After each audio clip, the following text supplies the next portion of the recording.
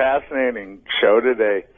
I think the big, I don't know what Sal wants to do when the show's over or when he leaves the show, but I'm kind of worried about him as being the big loser because I just know, coming from the world of comedy and, like, on The Simpsons rewrite room, I would say the average IQ was 135 or 140. Yeah, but that's not your average room, Sam. That's a bunch of Harvard guys, right?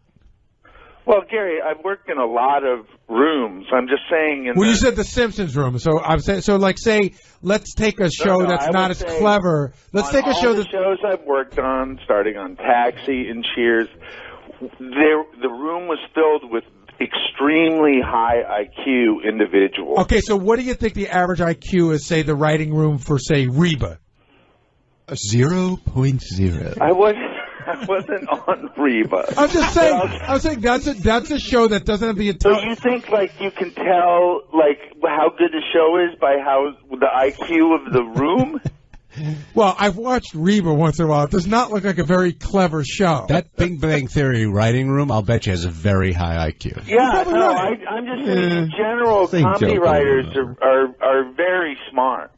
And a 102 is, like, borderline below average. I just think, like, that's going to be a scarlet letter. It's going to be a black mark on this guy when the show's over. Wait, Sam, you're telling me Sal's not... I said scarlet letter, and I knew he wouldn't understand what I meant. So what does that mean?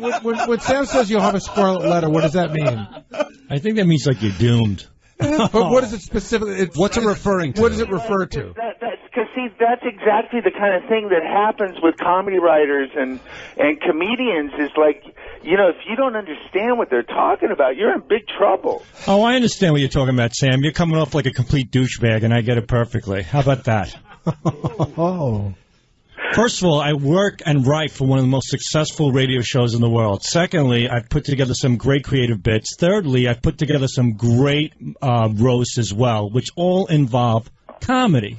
And I did it on my own, not with a panel of 16 people and then take credit for it. And I'm not implying you did that, but... Howard has hilarious segments with Beetlejuice, with and I Wendy, did write I wrote with all these people, and you, Sal. It's Howard's gift that makes you funny on the show. Okay. Well, if that's the way you feel, that's fine. I also put together a show in the hallway, which was... I'm not saying that, but I'm just saying to say that you do this. The Howard Stern show is different than anything else in show business. Right. Yeah. And that's what makes me unique. I fit within this world. And you know what? When it comes to comedy, I think I could fit in other regions as well. Sal, I started out like just being concerned about you. I was worried about you, and now you're turning on me. I'm not turning on you at all, Sam. Not one bit. If you feel bad for me, you're loaded. Throw me a couple of bucks, and we can hang out like you and Ralph do. Sal trying to edge in on my... Yeah, why not? Action. You couldn't squeeze out another point, Ralph. Okay, I gotta go. Thanks, Sam. All right, I hear some charred walls of the dam from... I know, one more point. From Hot Mr. High IQ Richard Christie. Let's wrap up. Scott the Pace, you get the first plug. You're the big winner. TheVideoCaddy.com, and go Phillies! The Mets suck. Gary.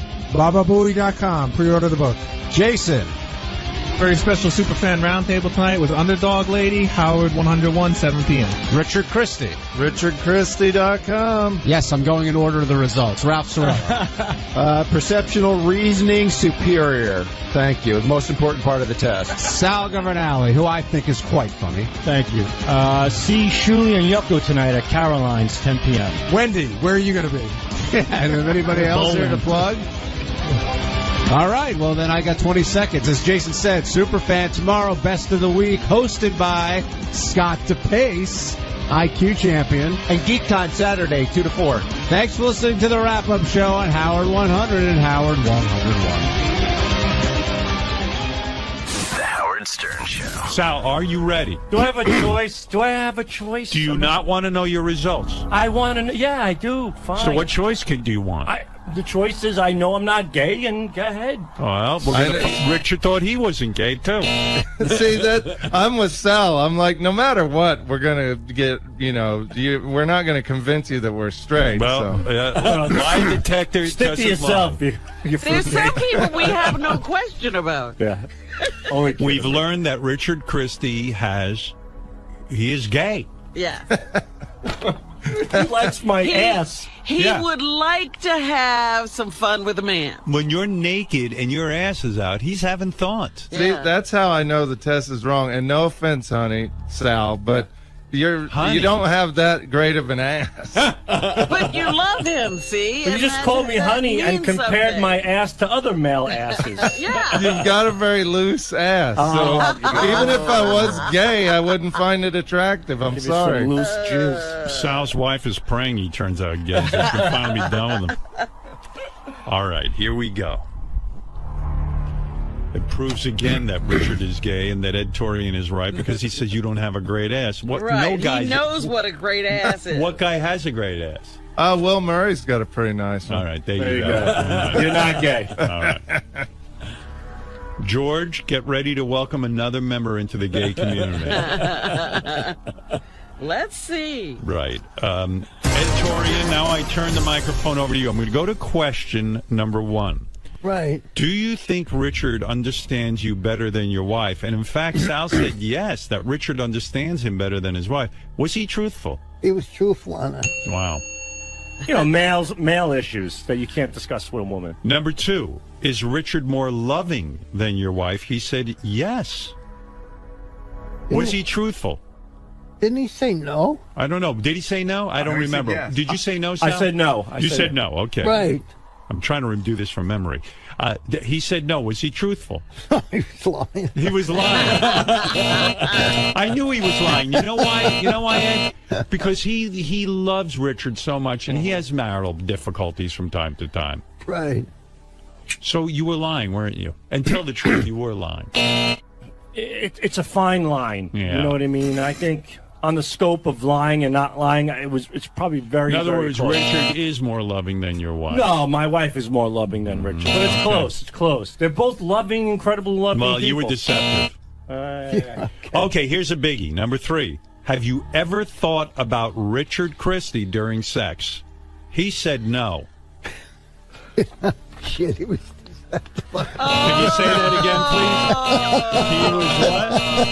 please? He was what? He was deceptive. He was deceptive. Why didn't you just be honest, Sal? So you have thought about Richard during sex? I haven't. I think of a lot of things. You were deceptive. And you're on drugs, and that should have suppressed your answer. Howard, you couldn't. Howard, this is perfectly. I researched this. This is perfectly normal. There are images that pop through your head, whether you want them or not, during sex. It could be. Yeah, but why wouldn't you? It could be a plane hitting a skyscraper. But do you know what that means? Sal, yes. Free yourself. You thought about Richard. I didn't, but Richard's picture or face might have popped up during sex. Thanks. Right. And that means so why did you lie? deep in your I didn't lie. subconscious. I didn't. If that came out as me lying, I'm explaining why. Well, you lied. You were deceptive. I can't personally tell you that Richard's face ever popped You up. told us no, and it turns out it has. Because maybe it has subconsciously. All right, let's keep going. Maybe subconsciously. Oh, my God. Someone is... Like you're having sex and you think of Richard. No, I think of you, Robin. Number 4. Ed, do. let's get down to the business of finding out who's gay and who's straight. Number 4, have you ever thought about having secret sex with Richard? He said no. He was deceptive. Oh, my God. You get back in here, Sal. Wait a minute. Shit. No. You probably thought about it. No, it's over, dude. Dude, Let's go to commercial break. I need a break. You're ashamed, but don't be. Don't be Get ashamed. out of town. Are you kidding? Even your beta blockers couldn't hide the truth. Wow. Have you ever sexually fantasized about Howard Stern? Ed, he said no. Hey, failed that one. You failed. I knew it. This Both fucking of guy. you are fantasizing about George, he Howard. used to want to come up to my apartment. I'm telling you. Wow. I think Fred's got a blister on his finger from that buzzer. You know what's funny? That's what brought them together, their love of you. That's true. And you know what's great? We do love them, but not sexually. You know what's great? We haven't even gotten to the racist stuff I yet. know. Yeah, all right, now let's get back to it. Then you asked him, have you ever sexually fantasized about Fred Norris? He said no. He was truthful about that No, one. he doesn't love Fred. Fred's all man. Doesn't like my foreskin. Fred's You devastated. asked him, do you find cock attractive? What did he say? I don't know. I said my own. Yes, he you said said yes. He was truthful. He about was that. truthful Find about cock. attractive. Right. We asked him, are you sexually attracted to Larry Caputo, his best friend? He said no. What was that? He was accepted. I knew it. I fucking knew it. I fucking knew Man, Sal. it. Sal wants me, and he wants Larry Caputo, and he wants And he Richard. wants Richard. No, I All right, do not. this is a key question. Have you ever eaten your own ejaculate? He said no. No, he He said said yes. yes. He said yes. He was truthful. He was truthful. Oh, man. Do you secretly wish you were Howard's significant other? He said no.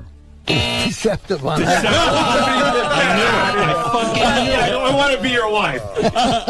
Yeah, you kind of do. You do. You do. Sal Stern. All right, you asked him, do you secretly wish you were Howard? He said no. Was he deceptive? No, he wasn't He deceptive. was telling the truth. Okay. Right. Did you vote? He said yes. Was he deceptive? Yes. He was. He Right. didn't vote. I was deceptive on voting? No, it You says were- yes. No. Yeah. No. Oh, no, you're so not you're telling the deceptive. truth. Right. He No. did Okay. vote. Okay, Right. he did vote. That's a fact. All right. So you see that this is true. Oh, sure. Do you think Gary is a good executive producer? He said no. Was he truthful? No, he was deceptive on that. Deceptive. Oh. Yeah, see, I just did that to break Gary's balls. I heard Gary was pissed off at you. Yeah, he was pissed because He's I not said looking at you. I knew Gary's. He comes in and he goes, "Sir, Gary, you know I'm just kidding, right?" Well, he was. I was. And I even said to Gary, I said, Gary, I could have said yes, and then what if they said no? Then it would have been horrible. They show that I'm being lying. So I have purposely. no idea what you just said. Neither do I. All I know is that I purposely said no. We've learned you're gay. Let's find out if you're racist.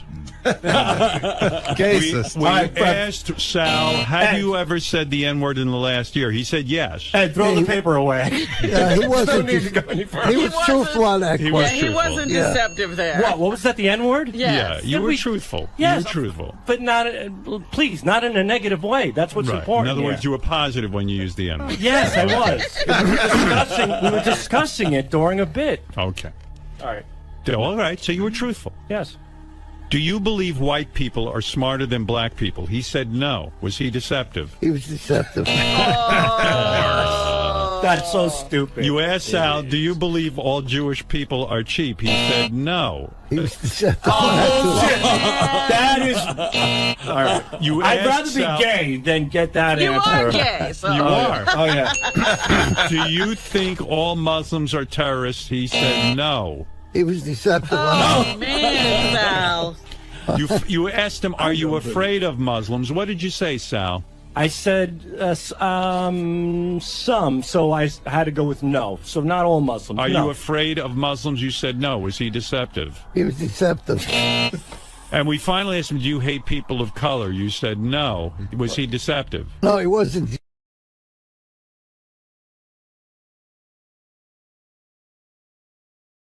Listening to this tape over the weekend, Sal, I don't know how you even get involved in this shit because you're so fucked up. I'm a turtle. Sal was the keynote speaker at an anti-circumcision event. I'm confused. Oh, yeah. That's not nutty. That's nice. No, dude, did you circumcise your 3 boys? Yes.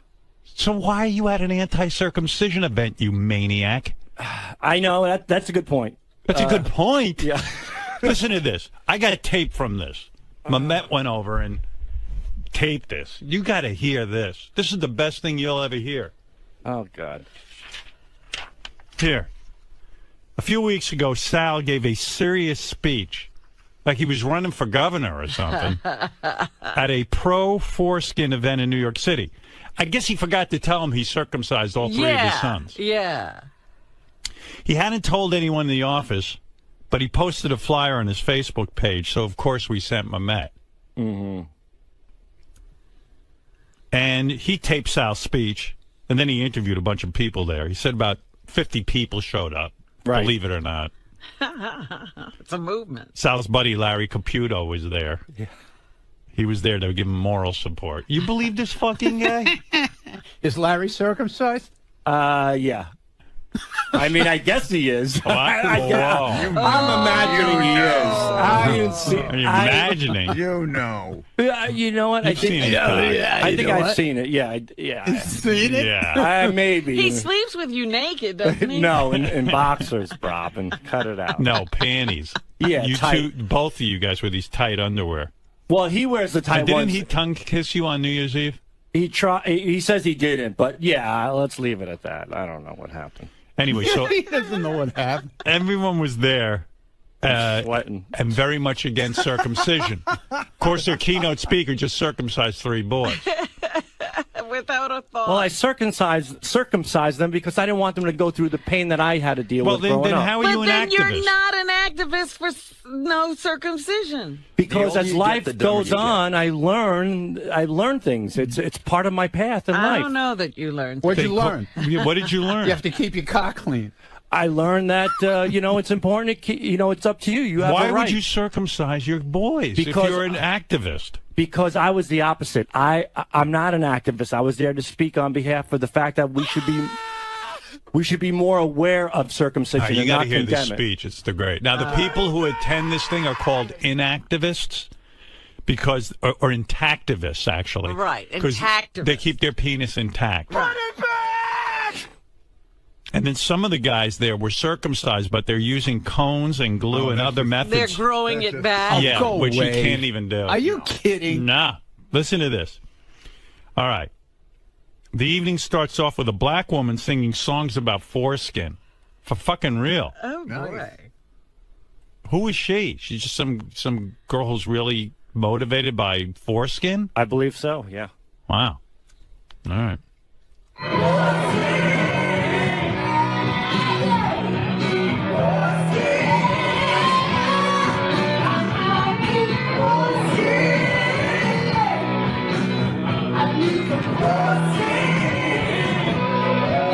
I need some foreskin. Sheesh.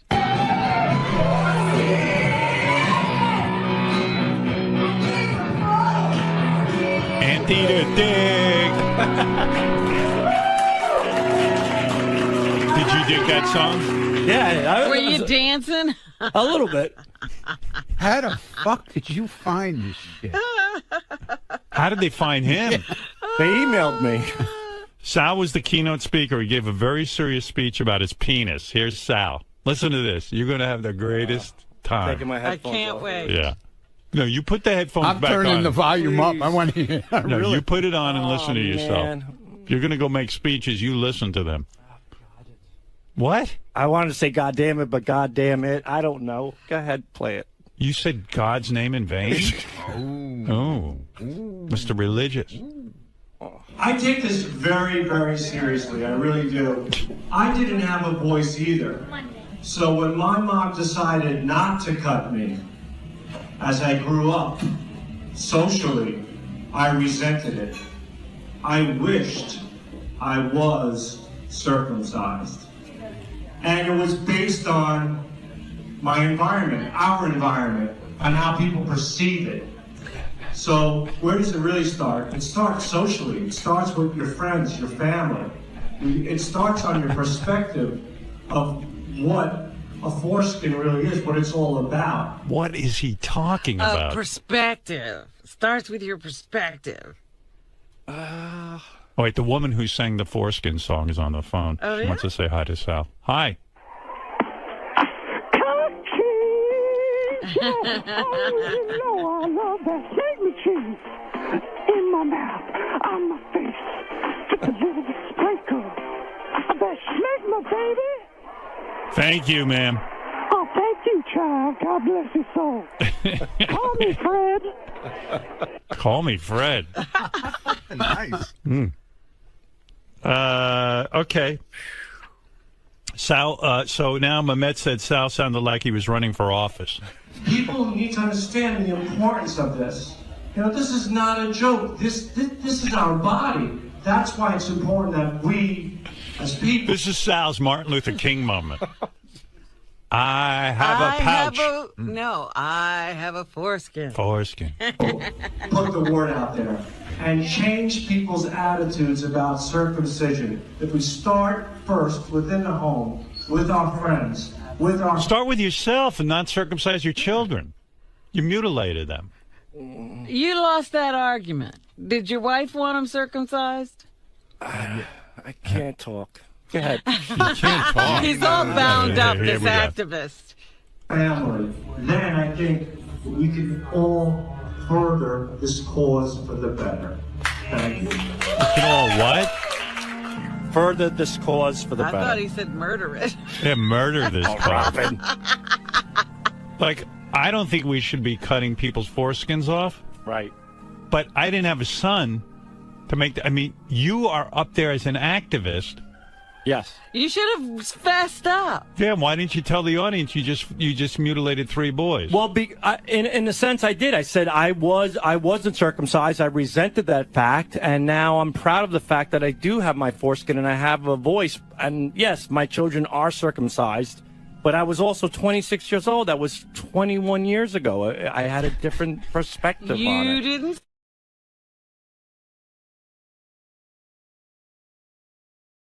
Question was, take a look at this guy. Do you know who he is? And, do you think he's bad looking? Oh, it's just so crazy. Listen to this. Here are women on the street looking at that picture from the Daily News of me and Beth and commenting. Here you go. All right. What do you think of this man's looks? Ugly. Too much hair. Wrinkly forehead. Scrawny looking chin. Do you know who this man is? Isn't that 𝗦𝗵cie? Oh. It's Howard Stern. This is his fiancée. What do you think of her? Beautiful. And why do you think she's with him? For his money. Sheesh. First of all, I contend that woman knew who I was, because why would she guess 𝗦𝗵cie? Like, right. in other words... Nobody knows 𝗦𝗵cie. Right, exactly. In other words, she knew it was a radio guy. Yeah. Bitch. I don't mind if she thinks I'm ugly. Just don't say you don't know who I am. Fucking liar. All right. Anyway, here's the second. It's one after another. There's only one woman they found who thinks I'm handsome. Did they just take the negative? I don't know. I think that's all there was. By the way, Artie Eating will be on Howard TV tonight. All right. What do you think of this? Howard Stern? Right. What do you think of Howard Stern's looks? I think they are quite ugly. Now, in today's paper, it said beautiful women are marrying uglier men, and it makes for a better marriage. That's his fiancée. What do you think of her? Obviously, she's much better looking than him, but I don't think that's why people marry each other. Why do you think she's marrying him? For his money and fame. Would you marry Howard Stern for his money and fame? No.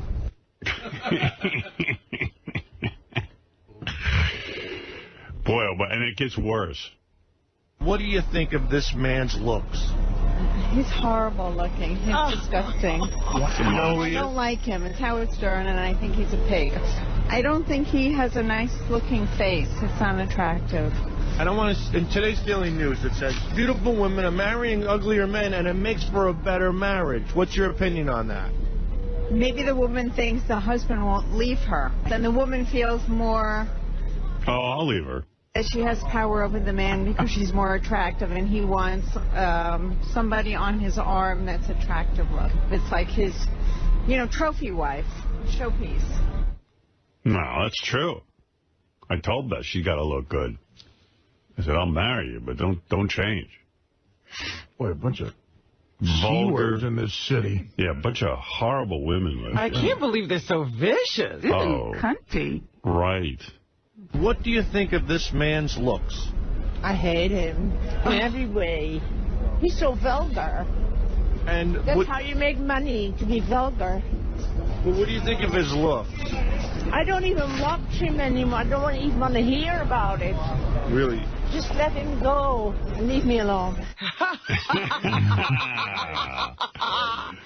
It gets worse. What do you think of this man's looks? I don't like his looks. Not at all.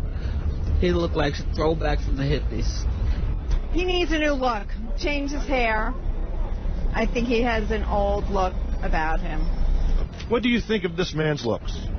I think he's seen better days. No, I haven't. Pretty ugly. I don't like his looks at all. Outdated. Totally out. The one who says, I think he's seen his better days, I was like, this is my better day. I mean, You finally blossomed. Yeah, this is my blossoming. That's true of a lot of guys. I recognize one of those voices. I think it's Beth. I'm not kidding. Disgusting. Outdated. Beth's mother. All right, there is, in all fairness to me, there is a woman. What do you think of this man? There is a woman who thinks I'm attractive. All right. What do you think of this man's looks? Oh, I think he is the most handsome man. I really do think he's very attractive. Thank you. I do. Okay, I do. I think that's great. And do you like Howard Stern? I do like Howard Stern. And the last time he was on David Letterman, he was hysterical. Thank you. In today's paper, it says, beautiful women are marrying uglier men, and it makes for a better marriage. Yes. What's your opinion on that? I don't think that makes any difference at all. I think what makes for a better marriage is the two of them love each other, respect each other, and care about each other, and they're just good friends and good lovers, and there you go. What a lovely woman. Yeah, really. Well, look, I've got to be honest. Obviously, if you hear that many people on the street say you're bad looking, you got to accept it, and that's it. I mean, there's no... I will tell you, Beth always thought I was bad looking and met me in person and thought I was much better looking. See, they haven't seen you in person. Yeah, I think if we could bring those ladies in here, especially the one who ran away. Leave me alone. Did you hear her car pulling out?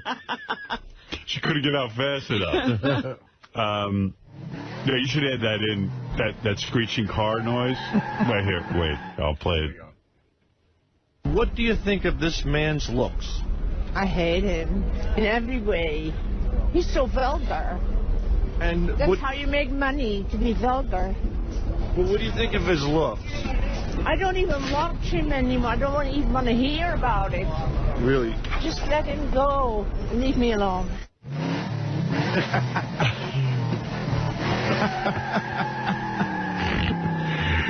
They're still trying to remove the tire track. Yeah. So I think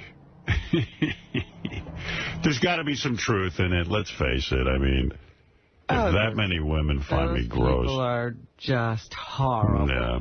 But I don't care. So, you know what? I'm banging a hot chick. You're happy. Deal with it. They're miserable. They're jealous of you. I mean, I was at the point, until that article came out, I was at the point that, like, I'd walk into a restaurant in Beth and think, I'm a pretty good-looking guy. I'm feeling good about myself. I mean, because I'd look at her and I'd go, wow, look who I'm with. I must be hot. I remember one night before Billy Joel met his wife, he was single, so I introduced him to a girl. And we were sitting at the table, and this was before the girl showed up. I'm sitting there next to Beth. And he, of course, is looking at Beth, not me. In fact, whenever I ask him a question, he answers Beth. She's not even asking the question. You know what? Like one of those things where he's just there. And then at one point, he just looked at me and he went, I don't get it. I go, what don't you get? He goes, well, you too. Oh. And I go, you're kidding me. I said, what kind of fucking deal? Then I got up and left. It insulted me. Of course. Yeah. I can't believe you're still friends. Howard? How many friends do I have? That was a nice comment. Yeah. Did you ever return the favor when he met his wife? Oh, listen, he's a good-looking guy. Oh, where? Oh, stop it. Dude, I mean, I don't think he's hideous, They had a picture of him in the paper the other day. Come on. You're being rough. You're being rough. Like somebody's grandfather. In fact, he's looking a little Uncle Fester right now. Jesus. Listen, there's a lot of guys. Light bulb in his mouth. There's a lot of guys who aren't attractive who have attractive wives. Well, it's weird he would say that. I'm in that group. In fact, Billy could enter the contest. I thought that, yeah, exactly. I thought that I was you know, okay looking. Look, I figured I'm not horrible. But, you know, listen, you got to listen to the people. Yeah. Those women have, they don't know me. They're being honest. But Billy Joel's saying that when he was with Christy Brinkley, he was the king of that. I don't get He was kidding around with me. You know, he was commenting on him and Christy and all. He wasn't being an asshole. I'm telling you. If he was being an asshole, I would have been an asshole right back at him. But, look, let me tell you something. That's the story, and you accept it, that's all. That's the end of it. Let's never talk about it again. Let's go back to pretending I'm hot. This story couldn't go away fast enough. Robin knows there are a lot of girls out there who want me. Absolutely. That's right. They're fighting to get in here. Well, I think everybody... That's hot. Everybody right. at Sirius is going to think you're hot for at least another 2.5 more years. Thank you. See? I have 2.5 more years of everyone in Sirius thinking I'm hot. Absolutely gorgeous. Yeah, or they're fired. Robin, do a poll today around Sirius and see which women think I'm hot, and the ones that don't are fired. I'm starting with Lisa G. Yeah. Oh.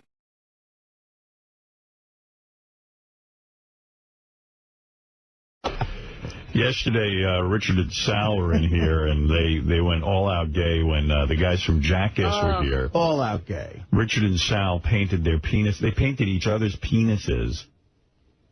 One is a Howard Stern face, and one is a Gene Simmons face. And I got to say, Sal's penis looked really strange as Gene Simmons' tongue. It looked like I was going to say, you couldn't get that out of your head. Once you saw it, it was with you the rest of the day. Yeah, it was pretty weird. I said to Richard, what was that like? He goes, yeah, I painted his penis.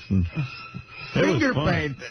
Did he? Yeah. Oh, you're kidding. They touched each other's dick. They were finger painting. No. Yeah, no, that's definitely what happened. That was brushed on. He did that with his fingers? Either Jason or Will told me they finger painted each other's cocks. They touched their dicks. Well, then they are doing it. Then they're gay. That's it. It's over. I mean, it's just over. I thought you knew that. No. No, you see, that's why I was sitting over here ready to throw up yesterday. Were they getting aroused? I don't know. God, who knows? I don't know. Hey, I'm going to finger paint you. That's not gay, is it? Yeah.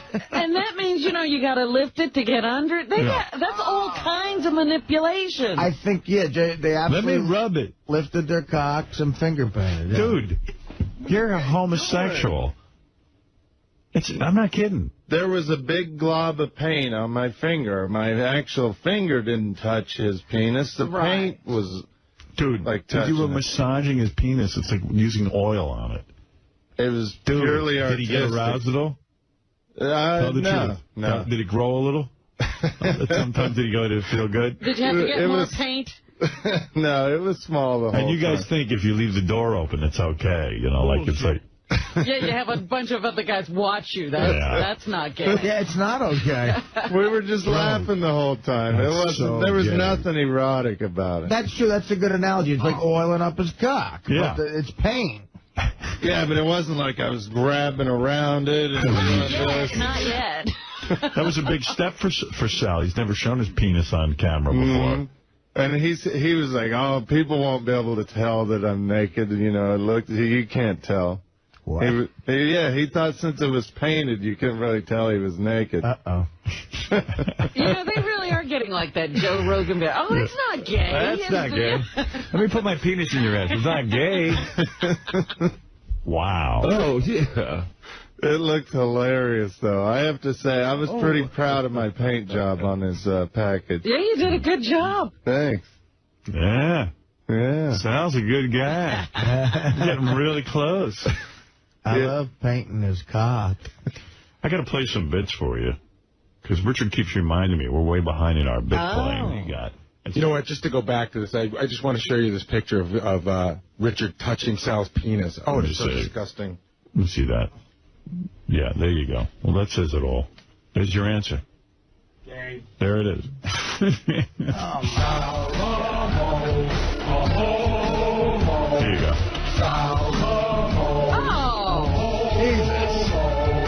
Run, Richard, run for your life. of those pictures, but they are gay. What's really gay is Sal has big tits. He does. He's not in good shape. Look at the tits. He's got like no chest definition. Yeah, he's like... Well, there's a picture around here somewhere where he really looks like, you know, he's one of the topless girls. He's on Richard's back over there, and his tits are out. Oh, yeah, that's right. Look, that's a B cup right there. Sal's penis look funny because it's uncircumcised? Is that what's going on? That's what he says. He's glad he's uncircumcised because it made it really look like Gene Simmons' tongue. Yeah, there you go. Way to go. I'm just not used to seeing that, you know. Although I believe in it. I believe you should be uncircumcised. Well, you're looking at it now. Would you like to look down and see that? I'm used to a circumcised penis look. It's been my look my whole life. Yes. So, you know, it would be freaky all of a sudden to see a uncircumcised penis between my legs, but I get why it should be there. I mean, circumcision is some horseshit thing somebody developed to cut down on the sex. You're trying to curb men's sex lives. Yeah. You know, I know that. But I got to admit, it does look a little odd. Looks like his penis looks like it got fried off or something. I mean, we think we're out of control with sexual thoughts now. I mean, but there was a time when people go, look, we got to do something. We got to get men under control. We'll cut off the sensation in their penis. Because when a man is horny, it clouds your mind. You can't think straight. Yeah. I mean, you know, when you got to fucking come. Oh, it's just awful. It is. You got to just get all that poison out of you. It's a curse. Yeah. It's really fun. I can't remember the guy's name, but he was one of these great thinkers. Yeah. And, you know, he was like 90 years old or something, and the reporter said, do you have any regrets? He goes, yeah, I wasted all that time on sex. Yeah, right. He couldn't think when and this is a great thinker. Life could have been so much more full. Well, he said he could have gotten a lot more done in his life. And guys who can't get sex are busy jerking off. You're busy coming on some level. Did you see Jim McGreevey on Oprah speaking of sex? Oh, my goodness. I only saw some of it because I was sort of in and out of my apartment yesterday, but... Well, here's the rumor I heard on Richard. He was telling somebody in the hall, you talk about the creepo factor. Richard, by the way, is on Inside the Porn Actor Studio tonight at 7 o'clock. The show's a scream. Andy Dick's got the shit show tonight at midnight. And we are going to re-air the Dice Artie show on midnight. Wednesday. But Richard said to someone, his favorite invention is the video iPod, because I can take it on the plane with me and jerk off the porn on the plane. Are you serious? Swear to God. Richard, man, that is just vile. I mean, have you no shame? Has he really done that? Or are you trying to get it? We're dealing he with... He said it in private to Gary. Can I add one more thing to that? Yeah. That makes retarded adolescence. That makes it doubly creepy. He goes, yeah, it was a big plane that had 2 bathrooms, so I wasn't really keeping anyone out. Dude, it's just so gross. Can't you just you're like an animal. Can't you just like not beat off for like a plane ride? For a couple of hours. Like go home and beat off? Well, one of the reasons I do it is I hate to fly, and that really calms my nerves. Like I drink. Hey, I'll tell you what, don't fly. Yeah. Give us all a break. It is disgusting, man. Take drugs like everybody else. You're jerking off. What do? You take the video? Do you sit on the toilet and do it? I stand up and do it. Over the sink? Into the toilet. How long does it take? And it gets all over the place. Especially those bathroom toilets. Flushed it. Horrible. Oh, you're vile. You're just a vile But dog. it wouldn't flush down my seed, and I had to get, wipe it with toilet paper in there to get my seed to go down. Fucking vile. I want to die. When's the last time you showered? Yesterday. Because I got real sweaty on the plane because... My balls and taint. Because you were jerking off. Well, that, and I'm so nervous about flying, I sweat a lot in my hands and my balls. Let me tell you what these guys were up to. So they're at the airport. Where'd you guys work? San Diego. Yeah, so they're at the airport. So what they did to kill time, you know when they have the guy, the announcer guy on the friggin' announcer thing? What are you talking about? You know, at the airport. You can page people. The public address system. Okay. Richard and Sal started giving fake names. Now, this is really hard to hear, so I'll probably have to give you some of the names, but it's just so funny. Harry Harry Wong. He was supposed to say Harry Wang, but... All right.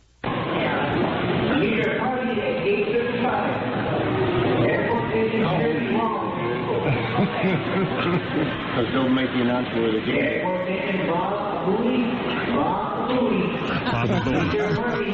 8:35. Meet your party at 8:35.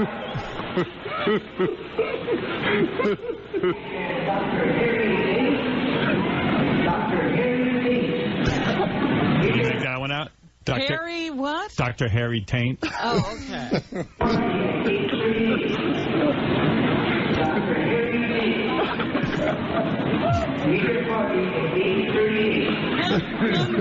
They bust this guy's balls all day. How many hours were you there? For 45 minutes straight, just telling him over. You got to be careful, because sometimes you can get like arrested. We were worried about security. We were. You got to be careful. Miss Slick My Pussy? What was the next one? Cleveland Steamer. How can you think Cleveland Steamer? Because the guy was a dope. I don't know.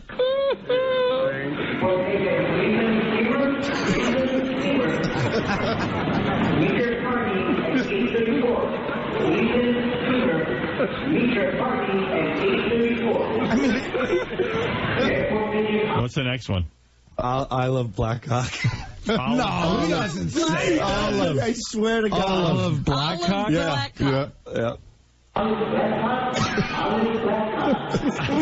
Return to 8:36. Return to 8:36.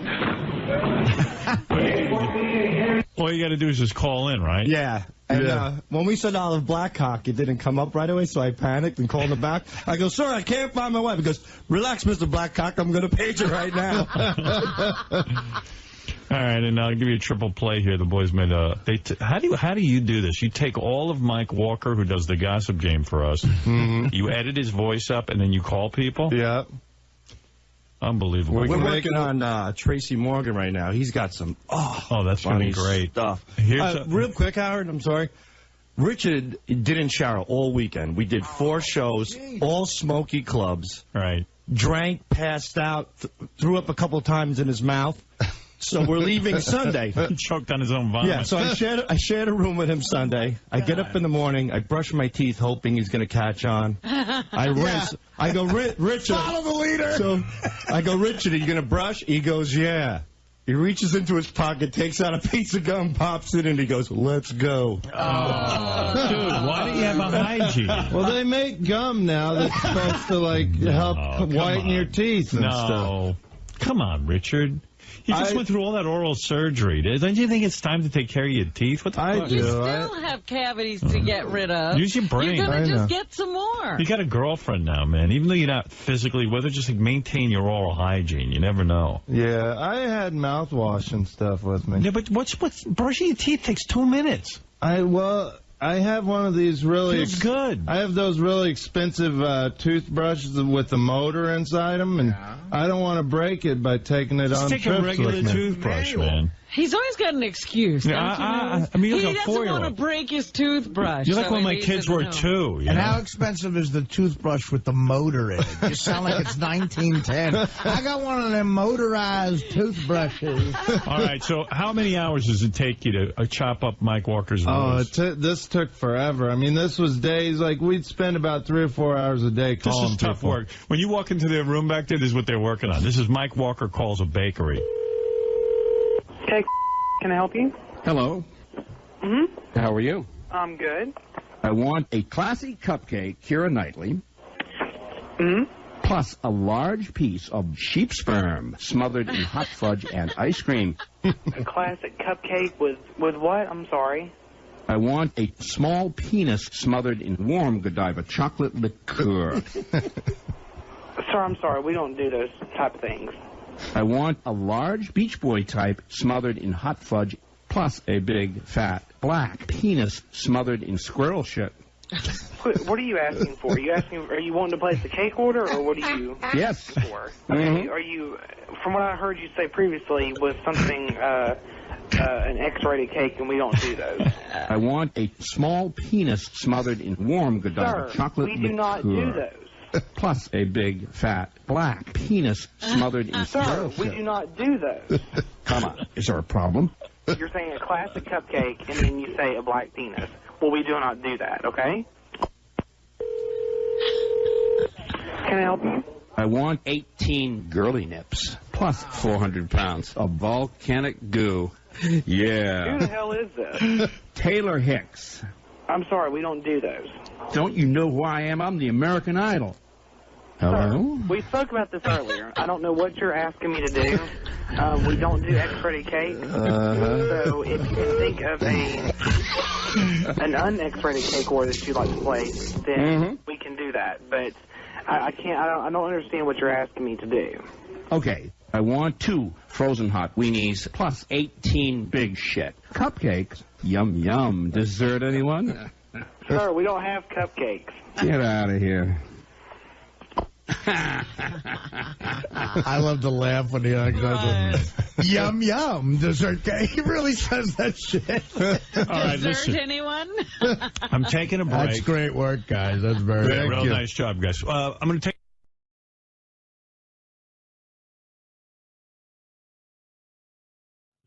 I don't even understand that. Honestly, I don't. I'm right with Sal. I'm a turtle. And who lays his eggs and hopes the pterodactyls don't eat them. You know what? I was taking a nap yesterday, and I thought about Sal. I started laughing. You and me both. I got to tell you, Robin, I was driving in my car yesterday, and I put on the wrap-up show. I listened to the replay. And the greatest line yesterday on the wrap-up show was belongs to 𝗫𝗿𝗍𝗿. Sal was explaining again his dream that, not his dream, his regression. Right. Which, by the way, is a dream. Sal still doesn't understand. Sal actually thinks he was a turtle in a previous life. And for him, it was a regression. Yeah. He really regressed. You can't regress any more than that. He was almost an amoeba. I can't believe it. I'm an amoeba. I'm a turtle. I'm a turtle. A pregnant turtle. 𝗫𝗿𝗍𝗿, and Sal's talking about how, I'm telling you I'm a turtle. I can't believe I'm a turtle in a previous life. This is crazy. And I laid my eggs. Turtle. And I was trying to find and Sal was just going on and on and on. Finally, Gary goes, with all seriousness, he goes, Sal, I got to tell you, and I mean this as a compliment, you are a wonderful turtle. And I'm listening to these two maniacs talking. And I go, is anybody else listening to this? This is the greatest discussion. This should be a Broadway show. It's called an absurdist play. It's like a Pinter play. It's crazy. Oh, it was just too much. You are a wonderful turtle. I'm a big turtle, and I'm pregnant. Huh? Where's my staff? And, you try to explain to Sal, I'm listening to the wrap-up show, and John Hine does a good job of it. He's trying to explain to Sal that, Sal, you weren't really a turtle. That, again, you're in a dreamlike state, and somehow your subconscious pulled together elements of a dream, and however you're feeling or reflecting about yourself, that's why he chose a turtle. But this is all missed on Sal. And, Sal goes, oh, my God, I just can't. I thought maybe I'd be more in a previous life. I can't believe I'm a turtle. And not understanding the concept that what John said at all. Yeah, that Sal created the turtle. Yeah. That it's the way Sal feels about himself.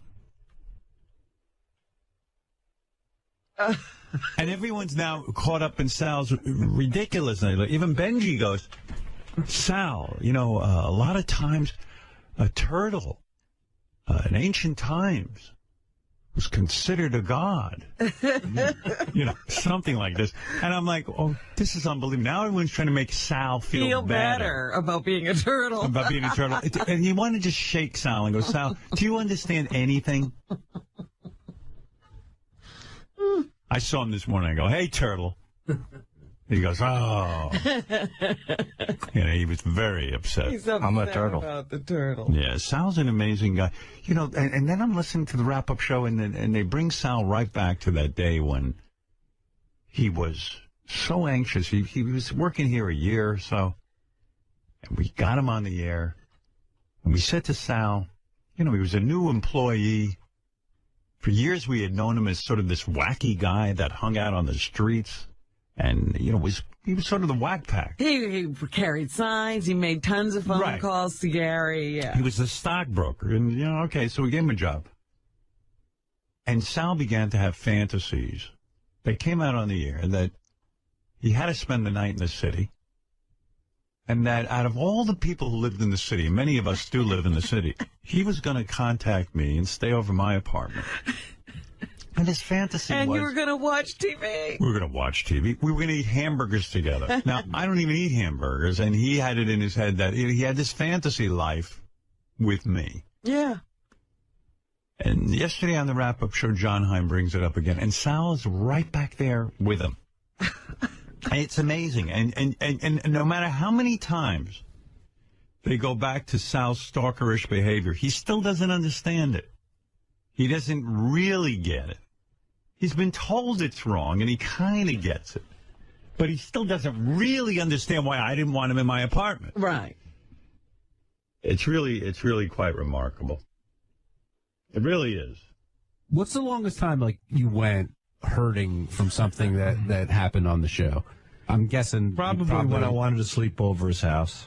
When you guys were making fun of me for quite some time, that really bothered me a lot. How long did that sting? And by the way, that's the voice. That's the hurt sound voice. Right. Yeah.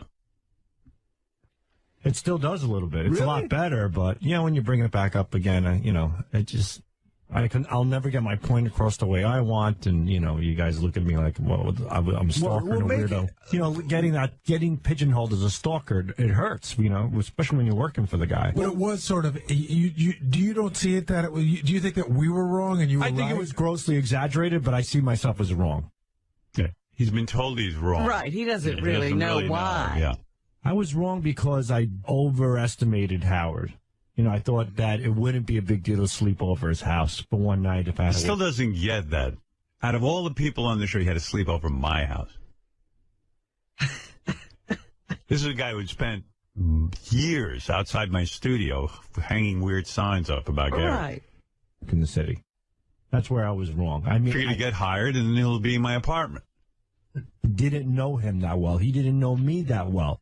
Sal, I know you now. How many years? I still wouldn't have you in my apartment. Ever.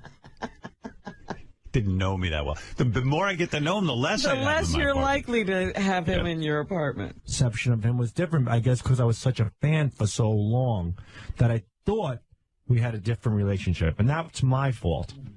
The act of being wrong was to actually have the balls to ask this guy to do something when you're a new employee and he barely knows you. I think what you're saying is you still think it was the right thing to do. It was the wrong timing. In a different circumstance, I mean, look, Gary. Well, you're here a lot longer now. Do you think? Yeah. Do you think now is a good time? No, because he's made it clear that I'm an employee. This is a strictly professional environment, and we don't do that. That ain't why I'm not having you over. I mean, this is a guy who used to jerk off to watching his aunts naked while they were in the bathroom. He's done many things. Yeah. Howard, this is a guy that once went to a friend's house and took that guy's young daughter's underwear and sniffed it. Yeah. I love him at work, but, I don't know if it's a good idea to have him in the house. There's a sign that you read as you enter this compound, and it says, authorized personnel only. Right. And that's because we work with Sal. Yeah, he's not authorized, you see. We're authorized to be back here with him. Hey, what if we put a sign on the door now that says, danger? There's a guy who thinks he's a turtle. Back here. I'm a turtle. Yeah, I know you're a turtle. I'm a turtle. Yeah, we've heard that already. I'm a big turtle. Endangered species. The best was Gary. Yeah, I got to compliment you, and I mean this. You were a really good turtle. I got to agree with him. He was. He took care of all of his babies. Everybody was impressed with how loving he was and how concerned he was about his eggs. Yes, Marianne from Brooklyn.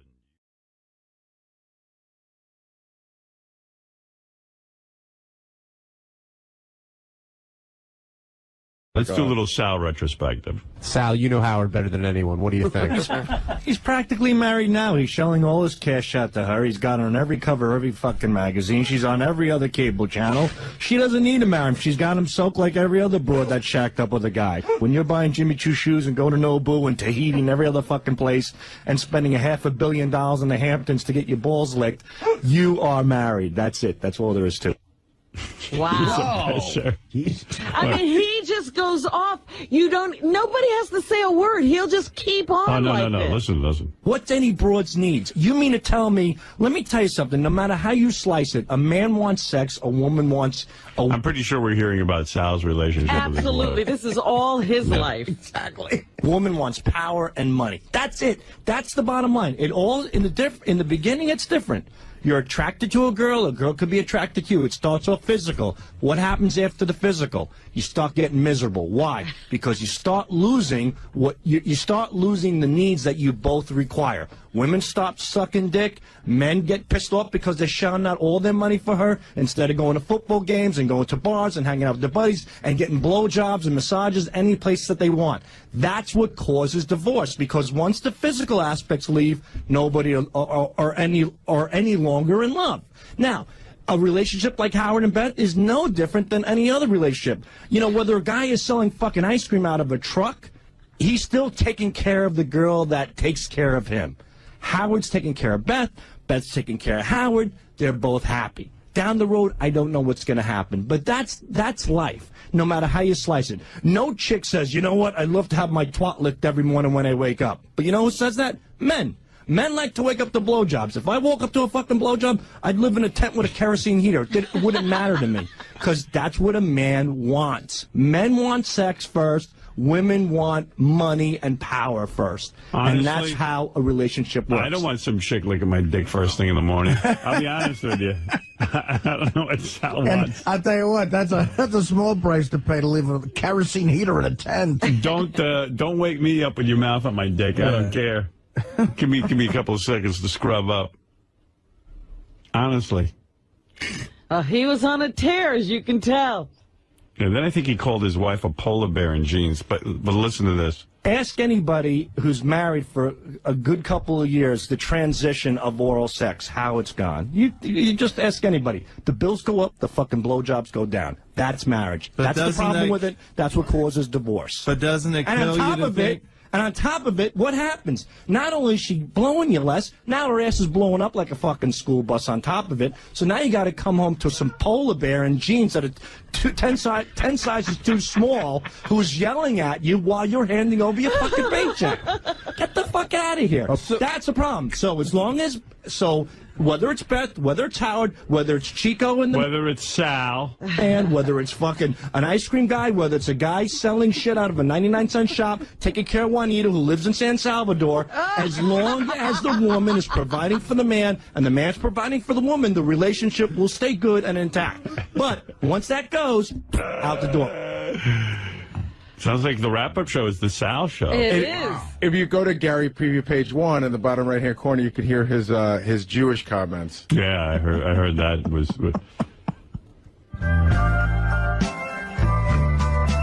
My wife, she's a real pain in the ass. I'd like to crack her in the skull and throw her body in the trash. 'Cause every time she breaks my balls, I want to drop kick her in the head and watch her fall. It's a song parody. Tomorrow it's Exhibit A. But it's That's what I'm thinking when they play this in court.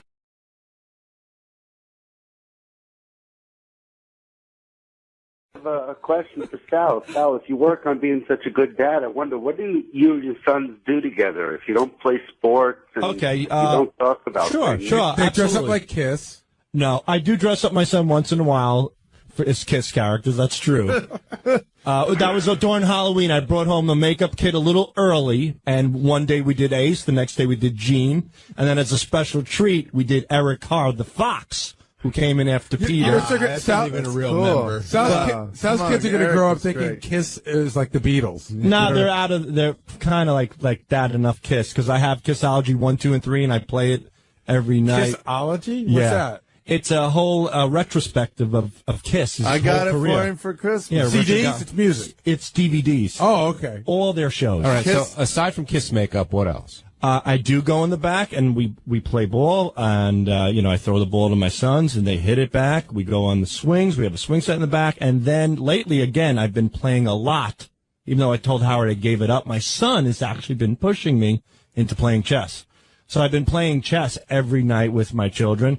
I give my children guitar lessons. I bought my sons guitars for Christmas. They have a drum set. They have a drum set, and they call Richard Uncle Richard, and he's taught them a few things. And so they're big on instruments. They are big on sports. They call him Uncle Richard. And I give them guitar lessons, and I work with them with their homework every night. And then after that, and then they get Fs. No, they do well. And then are your kids smarter than you, do you think? I don't mean smarter than you right now. Well, one of them's beating you in chess, right? When my son beats me in chess, it's kind of fun. It's like, Dad, he goes, how could you not see that? He goes, my queen was right there. He goes, I ate you up. He goes, And then if I make another move, and I go, Jesus, my son will go, think.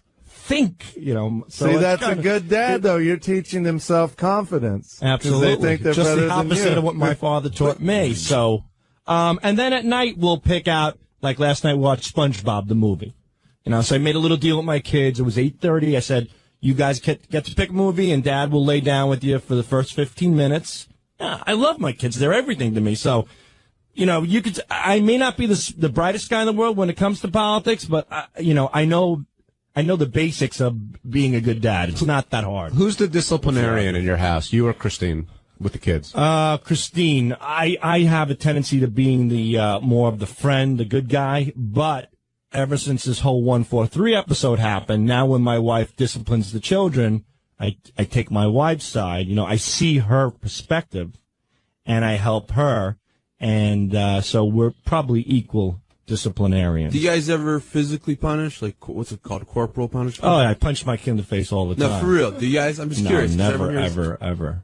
Do you, John? No. And Gary, do you? Never hit my kid. Ever. You never spank? You guys never spank? No. And you know what? My father never hit me either. That's why these kids these days are such a pain in the ass. Howard's really some of these kids need to be smacked. It's funny because Howard and I talked about it even before I had kids. And aside from the physical part, it's humiliating. You're really humiliating a child when you hit them. And you're also inflicting physical harm, and there's smarter, easier ways to do it. Now, having said that, have I ever wanted to smack my kid in the head because it's the easy way out? Sure, but you don't do it. My mom used to pull over on the Long Island Expressway when we were kids, on the shoulder from the LIE, go out, pull a switch off of a bush, and come in the car, start driving again, and beat us at the same time. A switch? What are you, a sharecropper? No, I used to get. I got the switch. Turned out fine. Yeah. I used to get the switch. I'd have to go get my own switch. You know how people out in the yard. You've heard of the expression, like people get beat up, getting thrown down the stairs? My father, I swear to God, managed to beat me up the stairs. He would beat me every punch. I'd be going up the stairs. See, I got it the worst at school because I got bare bottom spanked in gym class in front of the whole class one time. What? How did that happen? I was goofing off. I think I threw water on the gym floor so people would slip and fall. So how old were you? Like in 11th grade? 13? No. Yeah, I was in 12th grade. No, I was probably, I don't know, 7 or 8. And they pulled your pants down for the whole I had class? to pull my own pants down, yeah. Really? I got spanked. So everyone saw you naked and stuff? Just the buttocks, I think. That's where it started. Might explain a lot. Exactly. That is the gayest story I've heard since Scott Salem was in high school and had to go swimming class in an all boys class, and they all went swimming nude. Well, did you guys get that? I don't think that's as gay. That's really gay. Did you guys get paddled in school growing up? Yeah. Oh, yeah. I got the paddle. In your school, yeah. Yeah. You got paddled bench? Yeah. How you grow far up, through school? Like at what point? Junior high. Where'd you grow up? South Carolina. See, I think it's like a redneck thing. I don't think that goes on like in normal states. My dad was incredibly like I have a lot of people here complain about the parents. I love my parents and they're incredibly nice. But when I was learning to drive, my dad would slap my face as I was driving. Really? Because he said to learn to avoid, like, so you can keep your focus. See, I would think that would be a hair distracting. Just a bit. Worst thing my dad ever did to me, the worst beating he ever did was in front of 2 police officers. He beat the shit out of me, and the cops didn't do a goddamn thing about it. Well, define beating the shit out of you. I mean, it was in the back of the pizzeria, and he threw me onto there was a, what the hell is that called? Fire escape type of thing. Right. He threw me against that. Bent me over, kicked me in the stomach, punched me in the back, and the cops just stood there and let him kick the living shit out of me. What did you do to deserve such a punishment? Was that when you were making I prank called my religion teacher. That's right. You made, I've seen phone calls to religion. What were you saying to her again? I was just breathing in heavy, asking her to suck my dick and stuff like that. And she lived right down the block from us. Sal, is your father alive now? Yeah. Yeah. He's been on the show. Do you have a good relationship with him? Yeah, we have a respectful relationship. Does he find it funny? He used to beat you for funny phone calls, and now you make a living out of it? Does he see how, like... Yeah, I mean, I remember when I tried out for John's job, Howard said, Sal's a wacky dude. Have you beaten him? And my father says, oh, yeah, quite a few times. Has your dad come close at all when you've been an adult to beating you again? No. Last time he beat me up was when I was 16. Which is old. That's old to get a beat. Oh, yeah, he cornered me like a boxer, and he was, like, working my gut. Was there pretty ever good. a final thing where you blocked or something? It was Easter. I was 16, and parachute pants were really big back then. Remember those parachute pants? God, I had a pair of those. So I had a pair of parachute pants on, a white button shirt, and a tie. We were going to church.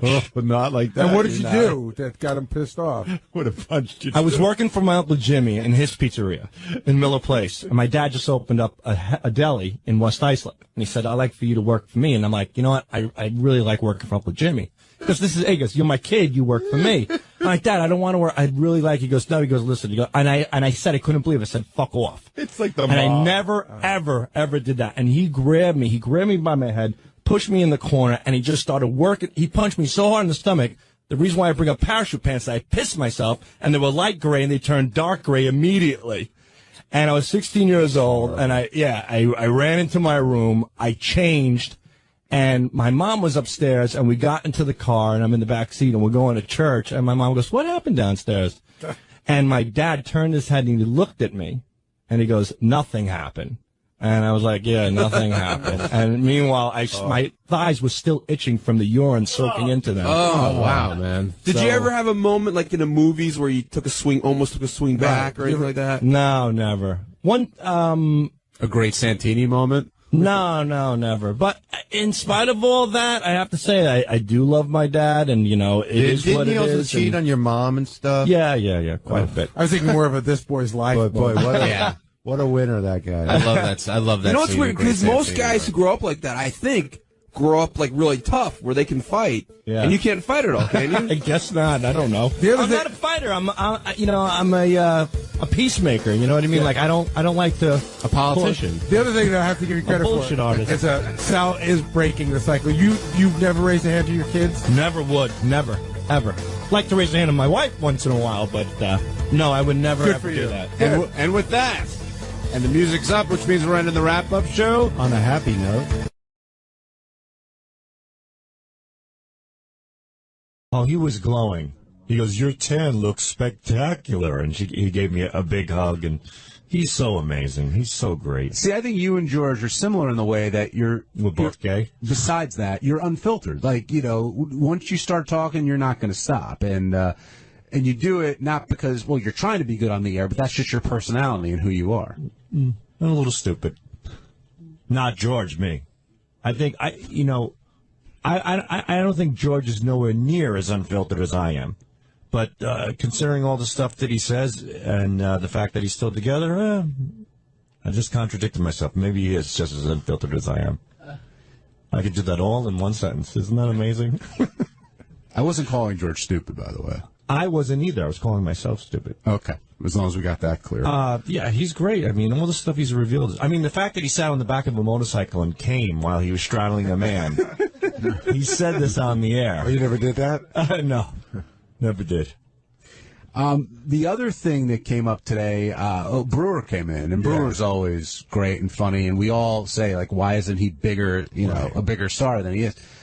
But when he tells us stories about his dad, it's just, is it hard for you to hear because, your dad has passed or how does it make you feel when you hear that kind of stuff? My thing was more talking about what I identified with was like with my mom, when there was a period of time where I had to have like aides work with my mom, and I'm living in New York and I'm calling down to Florida, and they call me every couple of days. They're like, oh, Mr. Gaddy, we need more money for food. I was like, I just gave you $200 3 days ago. Oh yeah, she eats so much, and you don't know what's going on. And I know that, my mother would tell me that, the aide, she called the aide a bitch, and the aide told her she was a fucking asshole. That kind of stuff. But, I think Jim's to be commended for taking care. He is taking great care of his own house. He's making the ultimate sacrifice. That is so tough, man. But at least he's saving a shitload of money. Like, Sal, when it comes to, if, God forbid, your mom passes on and your dad's the only one left, and he needs to be cared for, will you take your dad into your house? It might be an issue with my wife. She doesn't even like people using the bathroom. Like, if somebody comes over the guy who comes over to fix the dishwasher, he's like, can I use the bathroom? My wife's like, well, I'd rather you didn't, but... Really? Well, she says that he takes a shit in there. He's taken a shit a few times. And she always says every time he comes, he takes a shit. Wait, she says to the guy, point blank, I'd rather you didn't? Yeah, she says because the cleaning lady just came, and... What does the guy say then? Well, why don't you just buy a new dishwasher? It sounds like the guy comes a lot to fix the dishwasher. Sounds like he's going to shit in the dishwasher. Maybe there's more going on than just dishwashing. These 4 Mexican guys came when it was snow. We had a snowstorm. And they were working their ass off. And one Mexican guy came to the door. He goes, can I please use your bathroom? She goes, no, you can't.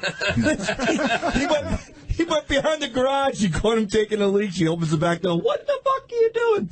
So, getting back to taking care of family, yeah, I've done it with my grandfather. My grandmother passed away. My grandfather used to have one of those stupid buttons, those life alert buttons, but he would hit it for peppermints. He would hit it for apple pie. He would hit it for a pack of cigarettes. And after a while, it's like crying wolf. Nobody wanted to go. So we're sitting down, we're eating dinner. My father's like, bah! He said, can you fucking go over there? I go, what does he want this time? So I go over there.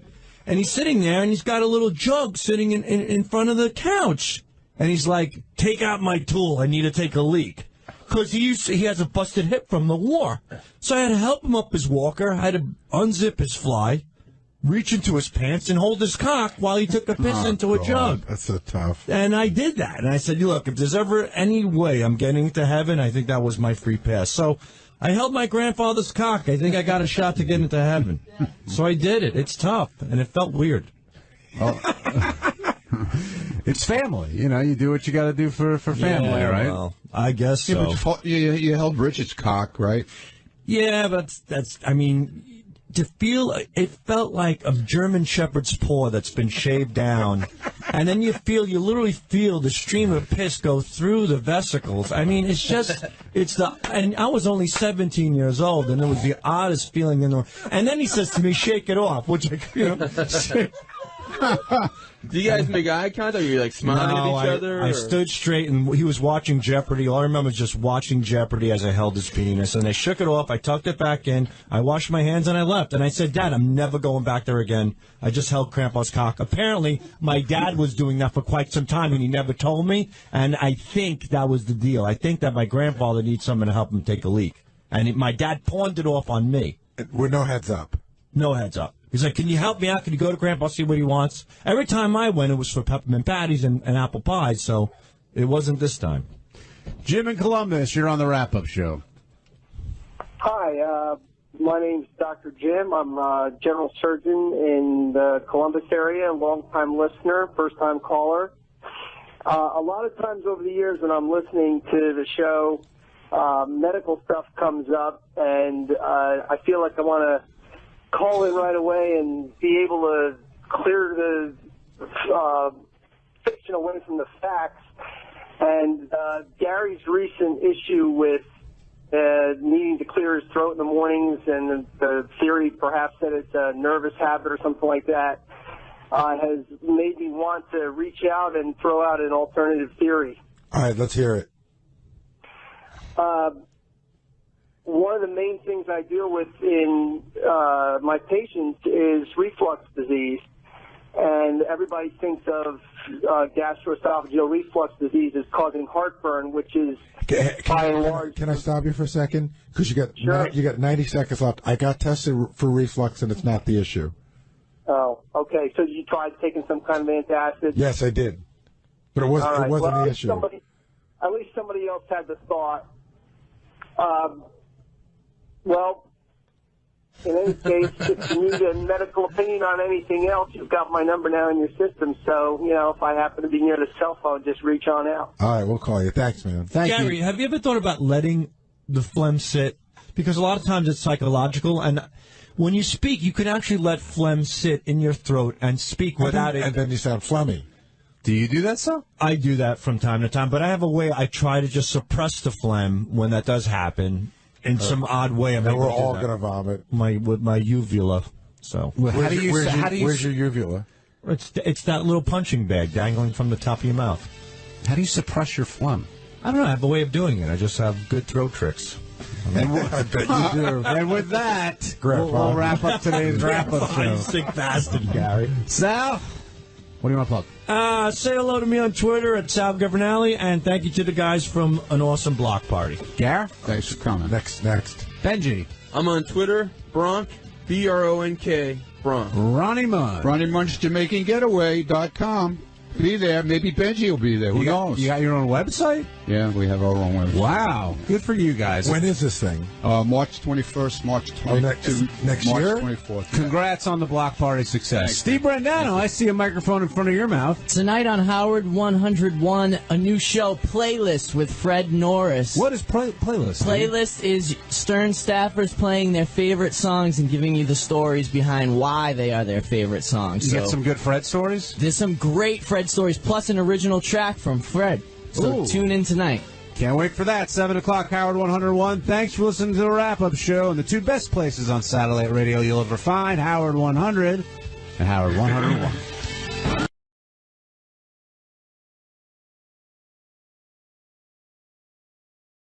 Who developed the... Richard, What? do you have anything? Have any what? He gets mad. I haven't been listening. What's Are you in the middle of something? I didn't bother you, did I? I'm doing this bit for Gary. Why?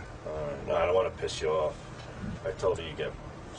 I asked you if you had anything, and then she jumped in, but I mean, she doesn't I'm know fucking working on something. God damn it. I'm sorry, but don't listen. Sorry, I didn't mean to. I didn't know you were working on something. Of course, I have my fucking headphones on, dude. All right, I'm fucking sorry. Jesus Christ, man. I didn't tell her to ask you. I asked you, and she just chimed in. I know you act retarded on the air. I didn't think you're fucking retarded in real life. I say sorry. I'm sorry. I'm not mad at you. It's him. He's a fucking moron. Hey, asshole, I told you I didn't ask her to fucking ask you, man. What the fuck's your problem? You knew better. No, I didn't, you fucking jerk. Fuck you, man. Jesus Christ. Fuck, man. What a fucking asshole you are, You got man. the fucking brain the size of a pea? Do you, asshole? I mean, I'm asking you a question. You can't even answer me. You got fucking spaghetti sauce in your fucking brain? Is that what's going on? Can't think because it's all clogged up with ragu and shit? You're a fucking racist, man. Fuck you, asshole. I don't need to put up with this bullshit. You're a fucking idiot. I would never fucking talk to you that way, man. I would never... What is this Italian bullshit? I would never interrupt you while you're doing something. Would I say you got fucking raccoon meat in your ears because you're a fucking stupid redneck? You said shit like that. It's fucking bullshit, man. You're bullshit. Fucking ask the goddamn guy a goddamn fucking question. Buy a fucking shirt that fits. I mean, what the fuck? My fucking shirt, my shirt fits Where fine. you guys find it? Ask her, does that shirt fit? Yeah. I mean, I didn't It's think way anything too of it. fucking There you go, asshole. She thinks I you're. didn't think anything of it when I walked in. She thinks you're an asshole too. She's on my side. You So didn't I'm not think taking anything sides. of it because you probably see a lot of guys walking around the street with huge guts and tight shirts. And then that's what he implying fucking I'm looks fat like. now? You Yeah. fucking dickhead, go fuck yourself. Fuck you. Fucking jerk off. Go eat fucking meatballs or something. Go eat some fucking dead fucking roadkill, cocksucker. Trying to do something here. You fucking interrupt. Hey, dude, I was just trying to work with you, man. I didn't tell her to chime in and ask a question. Did I tell you? Yeah, no, he didn't. I'm sorry. No, he I didn't even know. I didn't fucking tell her to chime in. She just did it on her own. Dude, she did it on her own. Thank you for sticking up for him, but he's a... No, I did do it on my own, though. He didn't. No, I he know asked you me did. something, and then I didn't even know you were working. Can you tell him I didn't tell you, please? No, I'm telling him that he didn't tell me. I did it on my own. You're just sticking up for him. No, really, he said something, then you didn't hear, and then I went in and said it. I don't know why. Listen, he does a lot of stupid shit here. He's gotten a lot of fucking trouble. They caught him jacking off here. Oh, it's such bullshit. He shit in somebody's cereal. He shit in Artie's cereal as a joke and almost got fired like 2 weeks ago. You picked your fucking nose and put it on Howard's glasses. Remember that?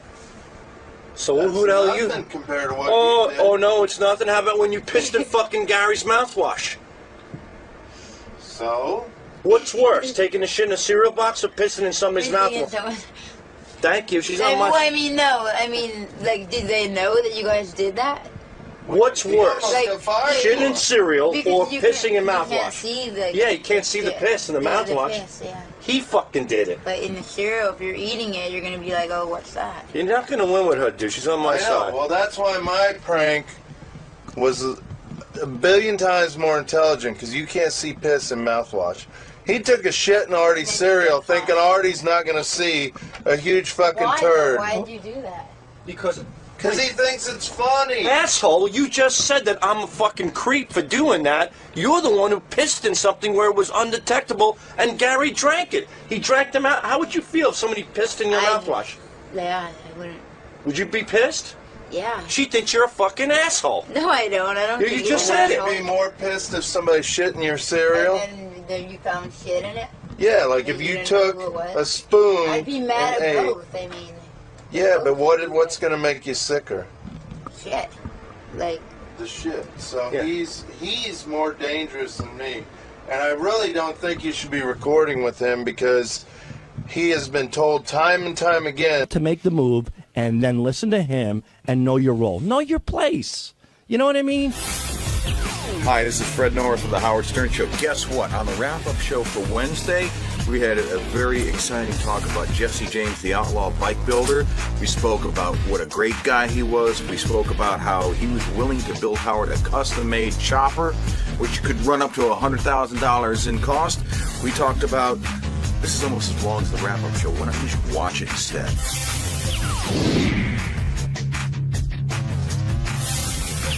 Our in-studio guest today was the one, the only Jesse James. And did you know a lot about Jesse James coming into this guy? Knew nothing about him. Really? In fact, I mean, here's what I knew about him: that he used to be married to Janine, that he had something to do with motorcycles. I wasn't sure what, and that he's married to Sandra Bullock.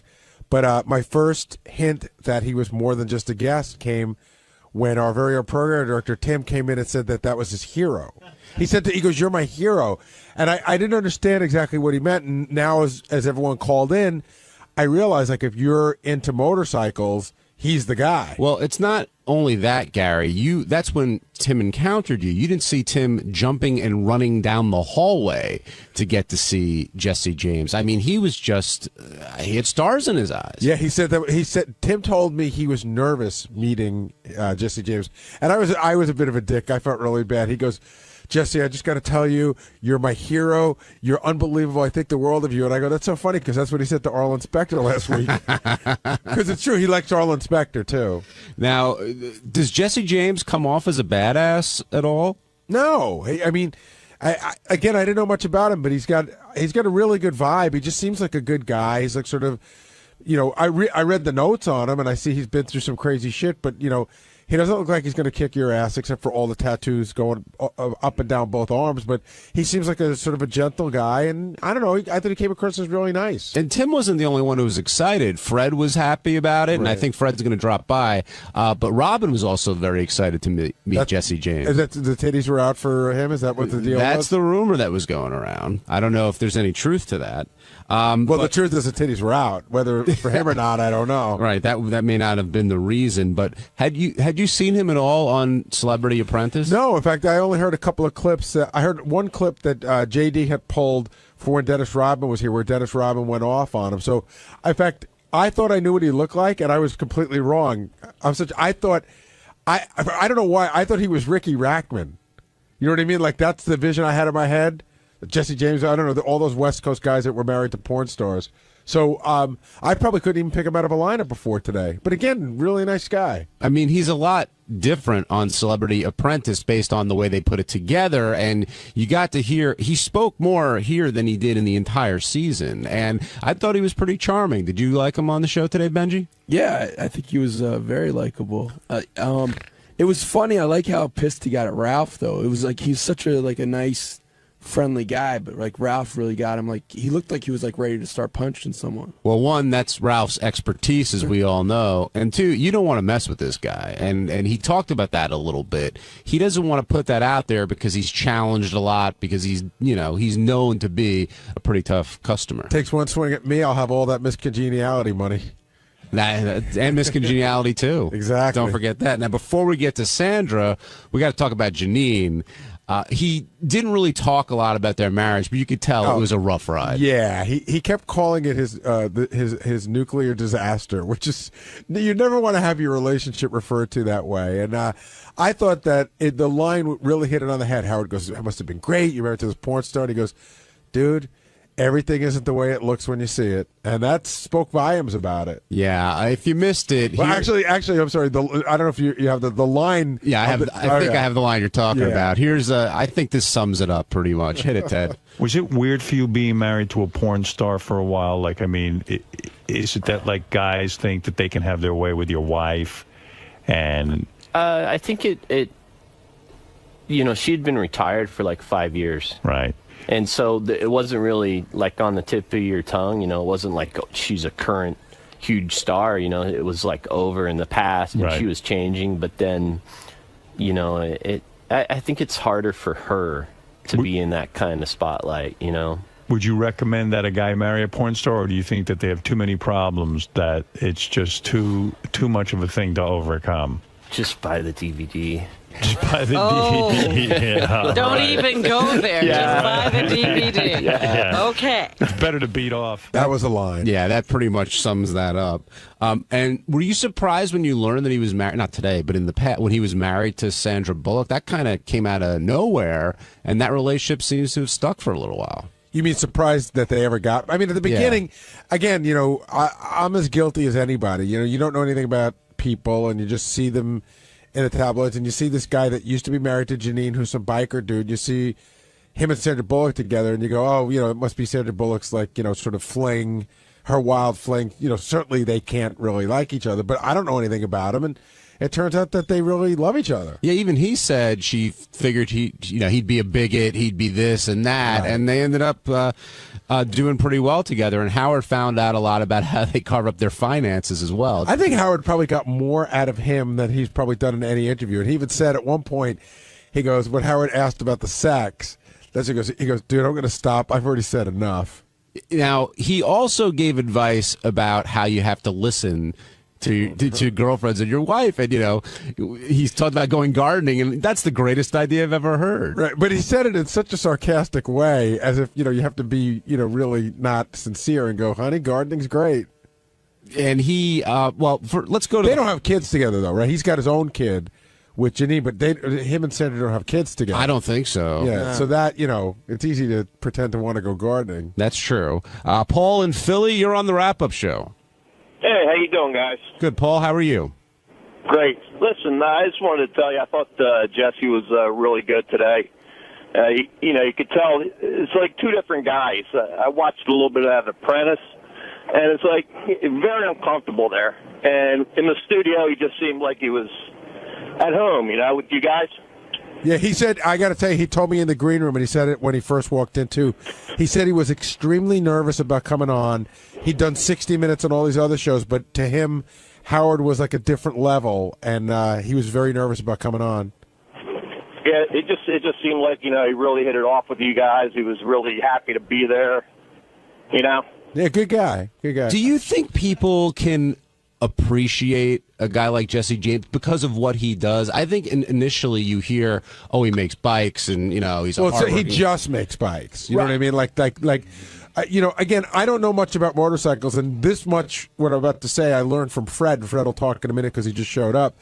But I didn't realize that to me a motorcycle is a motorcycle, and that there are guys who make motorcycles that's like a piece of art if you're into motorcycles. It really is. I mean, it's one of the few things that you can buy. I mean, when he was talking, he said the most expensive motorcycle that he made was $300,000.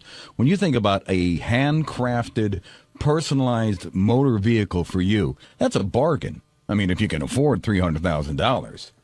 That was the other great part of the show this morning was when he offered Howard a bike, to make Howard a bike, and Howard said, first of all, listen, I could buy my own bike. There are a million. Tim came to my office and started jumping up and down again and going, I can't believe he's not going to take the bike. Why won't he take the bike? He's got to take the bike. Tim was very excited out there. What he should do is he should get a Howard wig and go up to him and say, I was just kidding out there. I mean, I really want the bike. Now send it to Tim's address. Now, Fred, you're an expert in this field. I don't know about an expert, but you're knowledgeable there. Knowledgeable. How good is Jesse James at what he does? He's definitely one of the top 5 bike builders that there are around. I mean, somebody brought up Indian Larry today, rest in peace. He was one of the greats, too. And, there are guys that are like that. And I really think it's like the last frontier in terms of like customized cars and bikes and things like that. People don't customize cars that much anymore because I think they all look the same and they all look like jelly beans. But at least with a motorcycle, it's like the last frontier. It's kind of like being a cowboy. That Orange County Choppers, are those guys just an interesting show, or are they really good motorcycle makers? You know what? The jury's out on them. The real aficionados of bike building, they poo-poo them. And I'm one of the few people that doesn't, because I think anybody that brings bikes into the collective consciousness of the United States and makes them more acceptable and makes them appealing to the masses, that was one of the things that Jesse was talking about this morning. When you're riding in traffic, people have no respect for motorcyclists. I mean, they barely have enough respect for other cars. Well, I think but when you're on a motorcycle, you're very vulnerable. I don't know why this pisses me off. I'm always very respectful. Like a motorcycle guy, if he's in front of me, I like to be very far behind because I always think if he falls, I don't want to run him over. Right. The thing that always pisses me off about a motorcycle guy is when he goes between cars. Something, I agree with that. And I think in New York State, I mean, there's certain places in the country where I think that's legal. I don't think in New York State that is legal, and I agree. I think it's a dangerous practice, and I think people should not do that because it freaks people out. Well, also, a motorcycle guy, like on the highway, they always show up in your blind spot when they do that. Well, that again, it's like that comes down to bad motorcycle riding. I mean, I used to ride a lot when I was like 14, 15, 16 years old. I rode a motorcycle before I ever drove a car. And I got a motorcycle again about maybe 10 years ago. I hadn't ridden in years. Maintained my license, hadn't ridden in years. And I, when I decided I was going to go back, I signed up for a motorcycle safety course, took a series of lessons, read a lot of books, and that's one of the reasons I feel fairly confident when I'm riding on the road, because they'll teach you where not to ride in the blind spot, what not to do, the stupid things that you can do to get yourselves in the trauma unit. All this talk about safety, so that brings me to a question. You've known Howard longer than me. Mm-hmm. Is in your time with the show, was there ever any chance that Howard's getting on a motorcycle? Not unless Bianca and Beth were like being held for ransom or something. There's no way that he would do it. On Thursday's wrap-up show, Sal came by, and I don't know how it came up, but we got started talking about Robin again.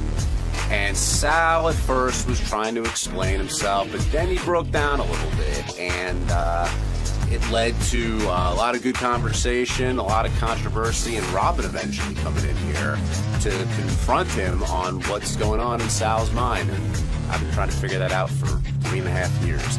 But it was a good show, and watch for yourself.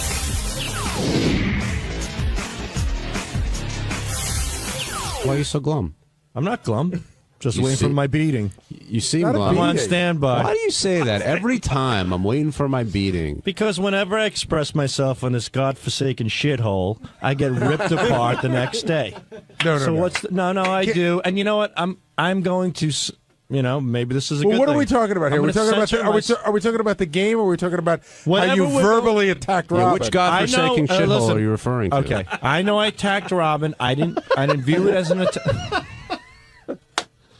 I knew I attacked Robin. I didn't view it as an attack. It came off as an attack. Well, how would you view it? In other words, you just said, I know I attacked. Without being redundant, it was constructive criticism that she took personally. And I know a lot of people feel that way, and I'm sorry. I'm sorry that I offended Robin. That wasn't my intent. But, if somebody else gave criticism, it wouldn't be as bad. I always have to be the guy that stepped on and that's not true. That's wrong. That's just not true. No, it is. It's true. It is. I'm the only one. I'm the only one that gave Robin good advice, as far as I'm concerned. No, you're the only one that gave her that advice, and you think it's good advice, and that's you could think that, but you're not better than me, Gary, to tell me. I'm not saying I'm better than you. I'm saying you don't have the ability to recognize that you took a solid 10 minutes on the wrap-up show to talk about how Robin is literally single-handedly fucking up the show, and it's your opinion that she's fucking up the show, and we don't say a word, and we let you say whatever you want, and you don't have the ability to think that she might be offended by that. Well, you interpret it as me saying she fucked up the show. I said I would prefer if she just slowed down a little bit. And that's what I really said. Slow down. Know your place. Slow the fuck down. And that's it. And then it just turns into this whole... So, you know what? I'm not going to express my opinions anymore on you guys. Because when I do, everybody gets into a tizzy. Everybody gets all upset. It's not worth it. Actually, you probably get called on the carpet about 1 out of every 10 times you express your opinion, because you express your opinion a lot. But but seriously, when you were talking... Did it not hit you in the head that Robin might not appreciate that? Were you surprised when Robin grabbed you in the hallway?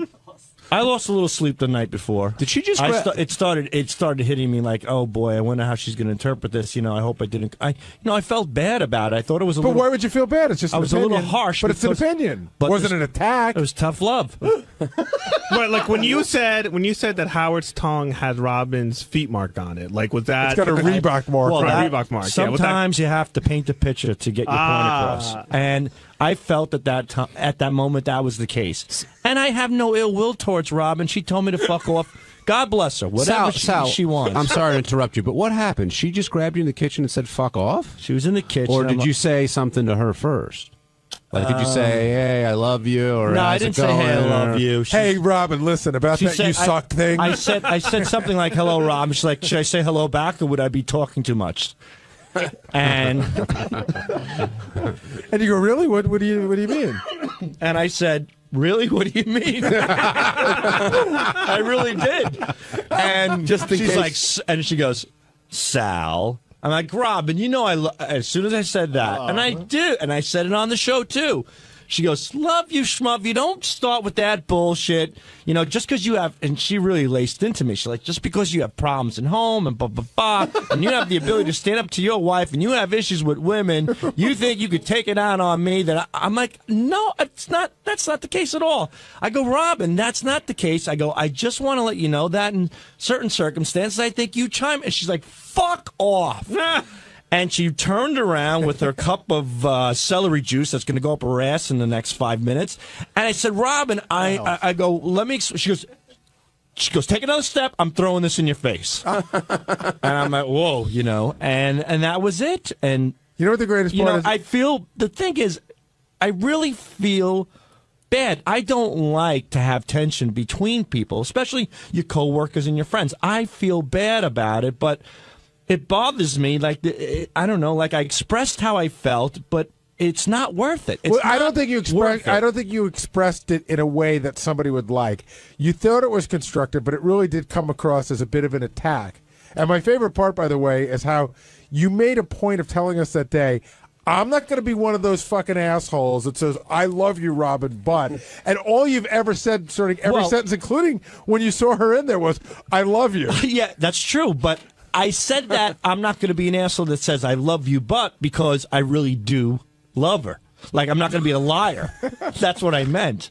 Like, after, on the show I'll take 500 shares of logistics, please. You need a decipher from, like, the @𝗦𝗵cie 𝗄 to figure out what Sal means when he says shit. When you get caught in a conversation with Sal, I do understand why he was so successful at selling stock, because he really tells you.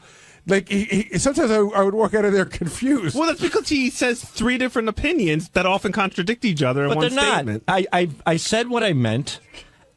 What? And Robin walks all over Howard? That I care about Robin, but I felt lately she's been chiming in too much, and I meant that. I expressed it maybe in a harsh way that she took offense to it, and I'm sorry that she took offense. Can I just ask, I don't like the tension. I do like Robin, and I think she's great at what assuming she your does. criticism comes from a sincere place, did it ever occur to you that maybe a 25-year broadcasting veteran didn't want to hear the opinion of a stockbroker? More like a 30-year veteran. Robin's been on there for like 30 years. A wise man learns from a fool. A fool learns from no one. What? It's exactly what I said. If you guys can't interpret that, a wise man learns from a fool, and a fool learns from no one. So that means there's always something you can learn, whether God... No, what it means is a fool has the inability to learn nothing, but a wise man should listen to the fool. Yeah, you can learn from a fool's mistakes. You can learn from a fool and a fool's actions. But there's always advice to be given. So who are you in the scenario? Who are you? Unfortunately, I'm the fool because Robin has the experience. So I'm putting Robin on the pedestal here. But she can learn. So you can always learn something. But I'm just saying it was unsolicited. Hey, like if she had come to you as a friend Richard and Roper said, have the right to tell somebody how to direct a film? No, but he could critique it. Yet he has no experience in that field. I have experience. You're not at least a little bit, not as much as Robin. Technically, you're not here to critique. I'm Richard's not. hired to critique. That's and that a big goes difference. back to my first statement. I'm done giving my opinion and critiquing. Oh, put the $1,000 on the table right now. There's no way you're done. And as much as it pains me, I'm done. You're not done. Honesty is dead. And you're the fool, and you've learned nothing based on your analogy? No, a wise man learns from a fool. A fool learns from no one. So who have you learned from? I've learned to keep my mouth shut. I've learned from this fool myself, I guess. Jack in Long Island, you're on the wrap-up show. Yeah, I think that's an Aesop fable or something. Look it up. It's on Google. Yeah, hi. I'd like to talk to Sal about what's going on with him. Oh, this is Ronnie Mund.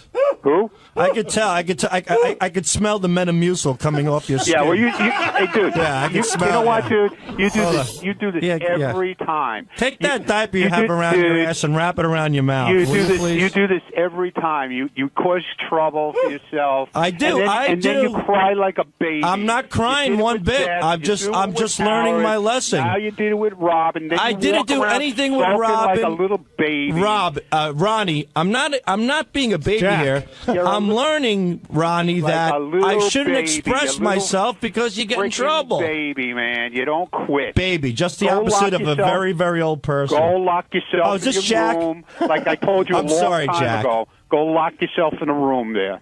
Ronnie, I'm sorry, Ronnie, that you have to ride my coattails for attention, but your point is I am just, not riding your your point is coattails just for attention. worthless. It's just No, stupid. my point is so right. No, it's not Because right. you do this I every expressed time. myself about Robin. Robin got upset. I'm upset that she's Who the upset. hell It's not. who It's are not you? worth it. Who are you to express yourself about Robin? And who are you to tell me what I should and should not do? Because you're hired here to be a writer. And or you're whatever the hired hell to you be are. Howard's driver, so Right, shut the fuck up and drive. I do. What are you man. doing calling in on a show? I'm waiting for him. I'm All right, busy. all right, All right, hold- so hold- hold- wait. whoa, whoa, settle down, everybody. Jesus Christ, this guy. Hold on, Stupid Sal. Wait a asshole. second. You're a stupid asshole. Now, Jack, doesn't Sal have the right to express his opinion?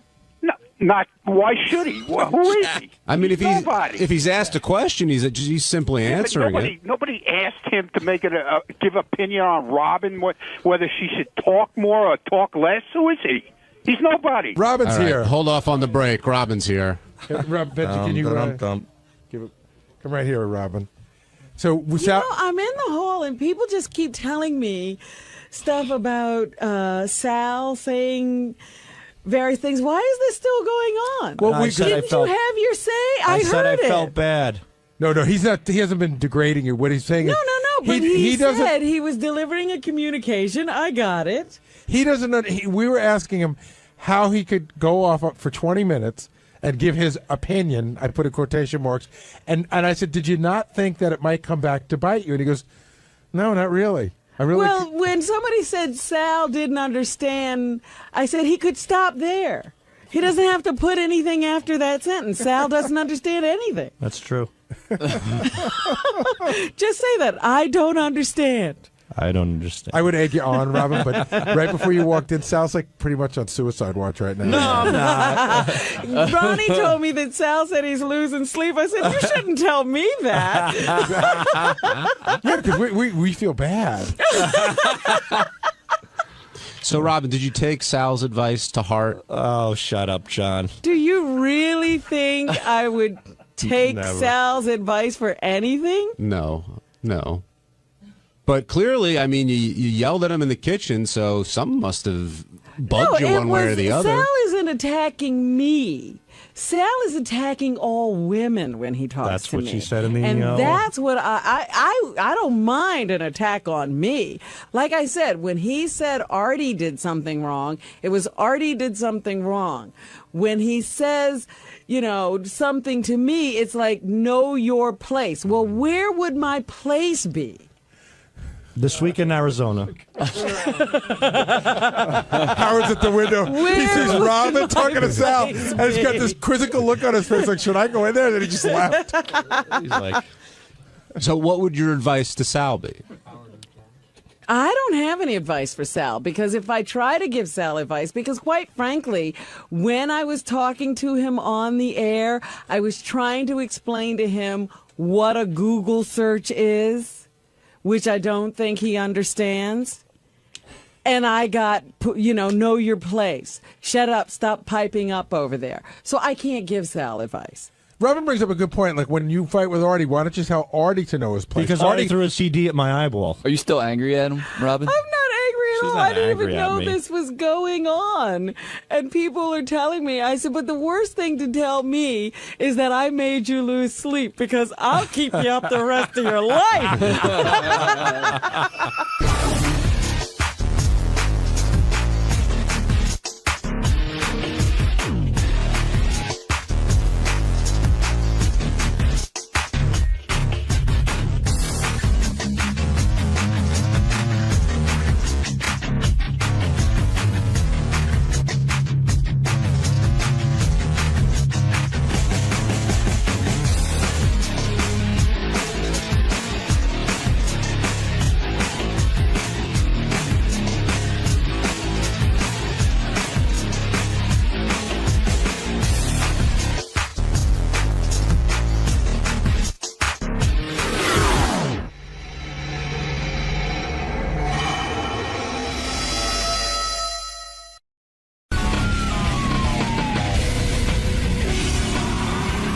Kind of a cool show happening today. Jimmy Kimmel, who I saw this weekend, by the way, we were hanging out. Oh, yeah?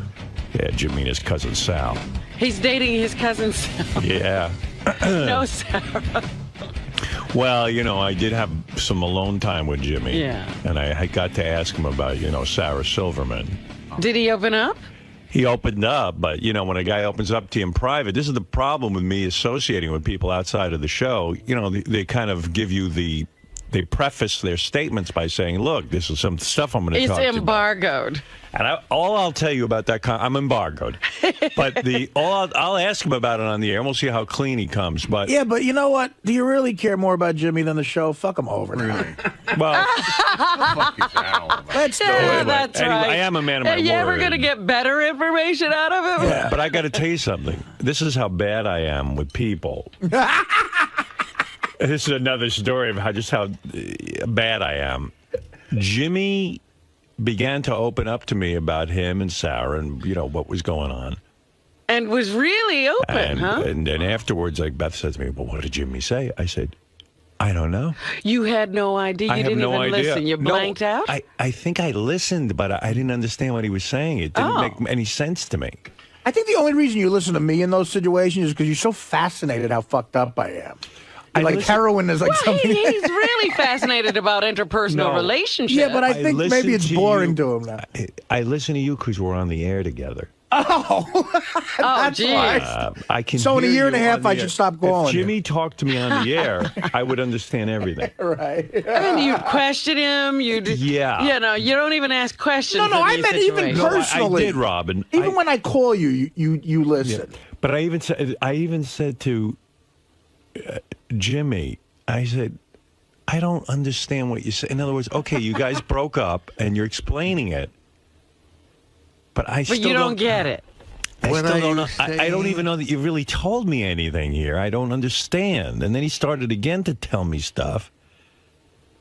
And maybe he was just being guarded or whatever, but I have I've had that experience where people are saying a lot of words, but I don't Yeah. understand anything they're saying. yeah, I mean, I'm telling you. They're usually foreign people. I swear to you, I am as in the dark As before.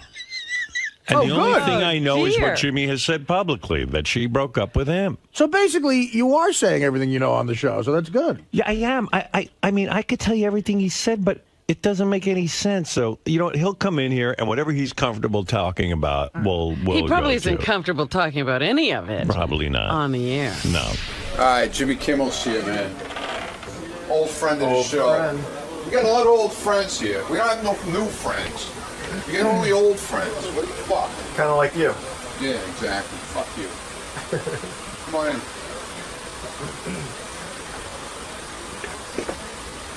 Jimmy. Hey, what's Morning. happening? How you doing, man? Good, thanks. I thought you were going to come to my hotel room and wake me up I there. wish. At this thing. So what brings you down to the show today? What do you think brings me down to the show? What are you talking about?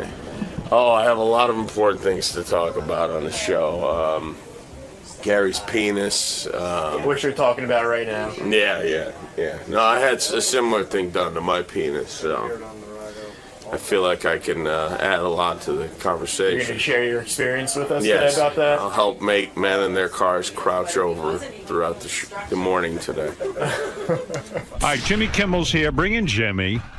Jimmy, you gained weight. No, that's Artie. There's Jimmy. Jimmy's actually lost weight. Look at Jimmy. Jimmy's thinner. Good to see you. Artie is actually Hi. Artie's thinner too. Hey, James. Hello, Howard. Host I can't hear of- anything in my headphones, but my cans. Host Oh. of Jimmy Kimmel Live. Don't act like you haven't seen Howard. We heard you spent the weekend together. Yeah, we made love. I thought that was going to be our secret. No, that wasn't a secret. Oh. It's just, you know what it is? What? When I hang out with Jimmy, I feel like kind of like I disappoint him. What? Why? Because when I'm not on the radio, I'm not a whole lot of fun, and I'm actually kind of quiet and not all that witty. And I think Jimmy kind of worships Are me a you little fishing for compliments? No. Jimmy, I'm being serious. Jimmy, Welcome to the show, Jim. Jimmy looks up to me. That's true. That is true. And like, so you expect that he expects something. like I had more. Jimmy's stories, like when he was in high school, he listened to me, or someone sent him a tape, and he wanted to go into radio. I don't know what the whole thing is, but then like when Is this your way of saying you want Fred to play music and for me to go on? No, it's him saying he wants Ralph to play but music. it's always awkward because I know, probably Jimmy's expecting this great guy to hang out with him, and I'm really not a lot of fun, as Beth will tell you. I disagree. We did have a lot of fun, and I have a lot of fun. I'm not. What do you think I'm expecting? I'm not expecting Robin Williams bouncing off a wall. That would be annoying. But I know, like, you like to sit and, like, like Jimmy came out to see me, so it was like, then I feel obligated that, we should be together. Yeah, well, that is one of the things when you go visit When you somebody, actually visit see someone, them. they actually are supposed to be with you. You should do the Great Gatsby. You should just never show up. Well, after Jimmy left, I said to Beth, I said, Jimmy's a great guy. Everyone knows I love Jimmy. I think Jimmy's a really together great guy. Together? Yeah, he's got it pretty together. Robin. Yeah, he is pretty together. Robin, you're sitting on a pot of coffee. How dare you judge? Well, nobody said I was together. I really like Jimmy. No one could be an easier house guest. I even like his cousin Sal. He's an easy house guest. I am. Sal, yeah, because Sal is like, like that wall. He doesn't say anything. He's saying You just like a potted plant. He was nervous. He's not usually like that. But I said You to, give Sal a sports sticker, he's fine for I said to Beth afterwards, I said, Jimmy coming out to the house makes me realize I don't think I want people coming out to the house. So she goes, Good, thanks, Jim. this is positive. She said, why? She goes, no one could be easier than Jimmy. Like, Jimmy's so great.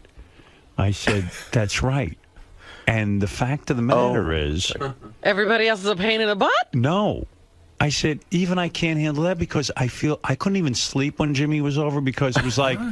I'm like, oh, my God, Jimmy's probably awake, and he wants to Let get me go together. down and see what he's doing. So I'm up at 5 in the morning checking to see if Jimmy's Well, who's up at 5 in the morning looking to get together with their... I'm neurotic. I can't have people He doesn't over. want Jimmy to be walking around while he's sleeping. You know what you got to do, Jim, is you got to just... Howard knew I'd be asleep till 3 p.m. And then at 9 a.m., I was going to have a chess lesson. I felt guilty. I said to Beth, is it okay that I'm having a chess lesson? Because what if, it was for an hour. So I was like, she goes, well, I guess so, but Jimmy's your guest, and he's here. And I go, but I want my chess lesson, too. You mean Jimmy can't hang out with his cousin and do stuff? No, I'm fine. I don't like to get up early anyway. But Right. in fact, I actually intentionally, I got up what I thought was early. I got up at I made sure to get up at 9:30. So around when your chess lesson was over, then, we could hang out. Yeah, we You could should have hang out. combined the two and had Jimmy give you a chess lesson. Yeah. Why don't you just say to your guests, you know what, I got a chess lesson at 9 I did. or I told whatever, Jimmy. You and did. do whatever you want, Everything and I'll is- see you in the afternoon or I'm something. just not good. I feel guilty. Everything is very well scheduled. Yeah. Yeah, I mean, you're very well scheduled. You know what's happening when you go there. It's Yeah. almost on a list. Yeah. Well, I'm glad Jimmy went. Now I have someone I can call to ask how the house looks. When you straighten yourself out, you might get up. Well, yeah, they don't want, crazy drug people Yeah, knocking yeah. at the door. What, me and 3 cops aren't fun to have over your house? But so I always feel like... You don't want Artie making an escape. And then the other weird aspect is, I'm hanging out with Jimmy, and where Jimmy and I were having a private conversation, and I even said to Beth, I'm going to ask Jimmy about Sarah. Did you hear my rap about this morning? No, I couldn't get my series. Dude, you working and in the fucking car. Sarah went through weird shit. Howard told us on the air. What the fuck, man? I would never do Thank that. God you got out of there. With a midget? A midget? It wasn't a midget. He was just short. No, I said, Jimmy and I were talking, and I even said to Robin this morning, I said, I sat with Jimmy. We talked for a half hour, an hour privately about a bunch of things, but one of the things being what happened with Jimmy and Sarah. I need an explanation because I was close with Jimmy and Sarah as a couple. And I said to Robin, I have no idea what Jimmy's talking about. He says, It first was of an all, hour. of course, it was not for the air, but in the same, he said he went to Beth and he couldn't tell her what you said. Because immediately, after we had the conversation, Beth wanted to come down, but she saw we were talking privately. Oh. She said to me, okay, so what did Jimmy say about Sarah? Right. I said, I don't know. I don't know what the fuck he said. For Howard to listen to you, you have to work Howard into the conversation. Yeah, there you go. I don't know what I said either. I mean, I don't It was know. the lamest, most He mysterious. said he's not sure you know why you broke When a chick asks me what their day, if I want to hear what their day was like, I'm like, only if I'm in it. Yeah. I wish it could have been more interesting, but No, it wasn't that it wasn't interesting. I just didn't understand. He said you were saying things, but he couldn't understand what you were saying. I don't understand what I'm saying most of the time either. So. You know But what I maybe mean? it wasn't not that interesting. Maybe it wasn't interesting. And then also it's awkward because Jimmy says to me, look, this is private. So I said, okay, well, so what does that mean? I can't Well, call here's the the problem. Inquirer? Here's Yeah. the problem is that I know you would like me to talk to you about these things mostly because you're curious about this stuff, but I know that Mostly because he's a yenta. it's hard for you to remember what is okay to talk about and what isn't okay to talk about. So Right. for your own protection, I feel like that was smart. Maybe you didn't tell him anything. Well, you didn't. I'm telling you. I know I did. I told you, You did? everything. I mean, I told you everything that was there. It's not that interesting. You know, It's sometimes not. It was people just horribly don't. Boring. Something happens. I Horribly don't know what it boring. is. It was terrible, actually. It's unpleasant, you There know. was no good stories. There were Nobody no had events. any great problems, like, you know, they're harboring. Good? The sex was good, right? Yeah. It was, Yeah. I mean, for you. for me, yeah, it was. Yeah. The sex was good. You haven't checked with her? I think I could safely assume it wasn't that great for her. But the public thing was Taste your juice. the public thing was that she broke up with you, supposedly. Yes. Yeah. Both times? No, actually, I broke up the first time. She broke up the second time. Ah, see, that's something I didn't know. Yeah. No. Who's going to break up the third time?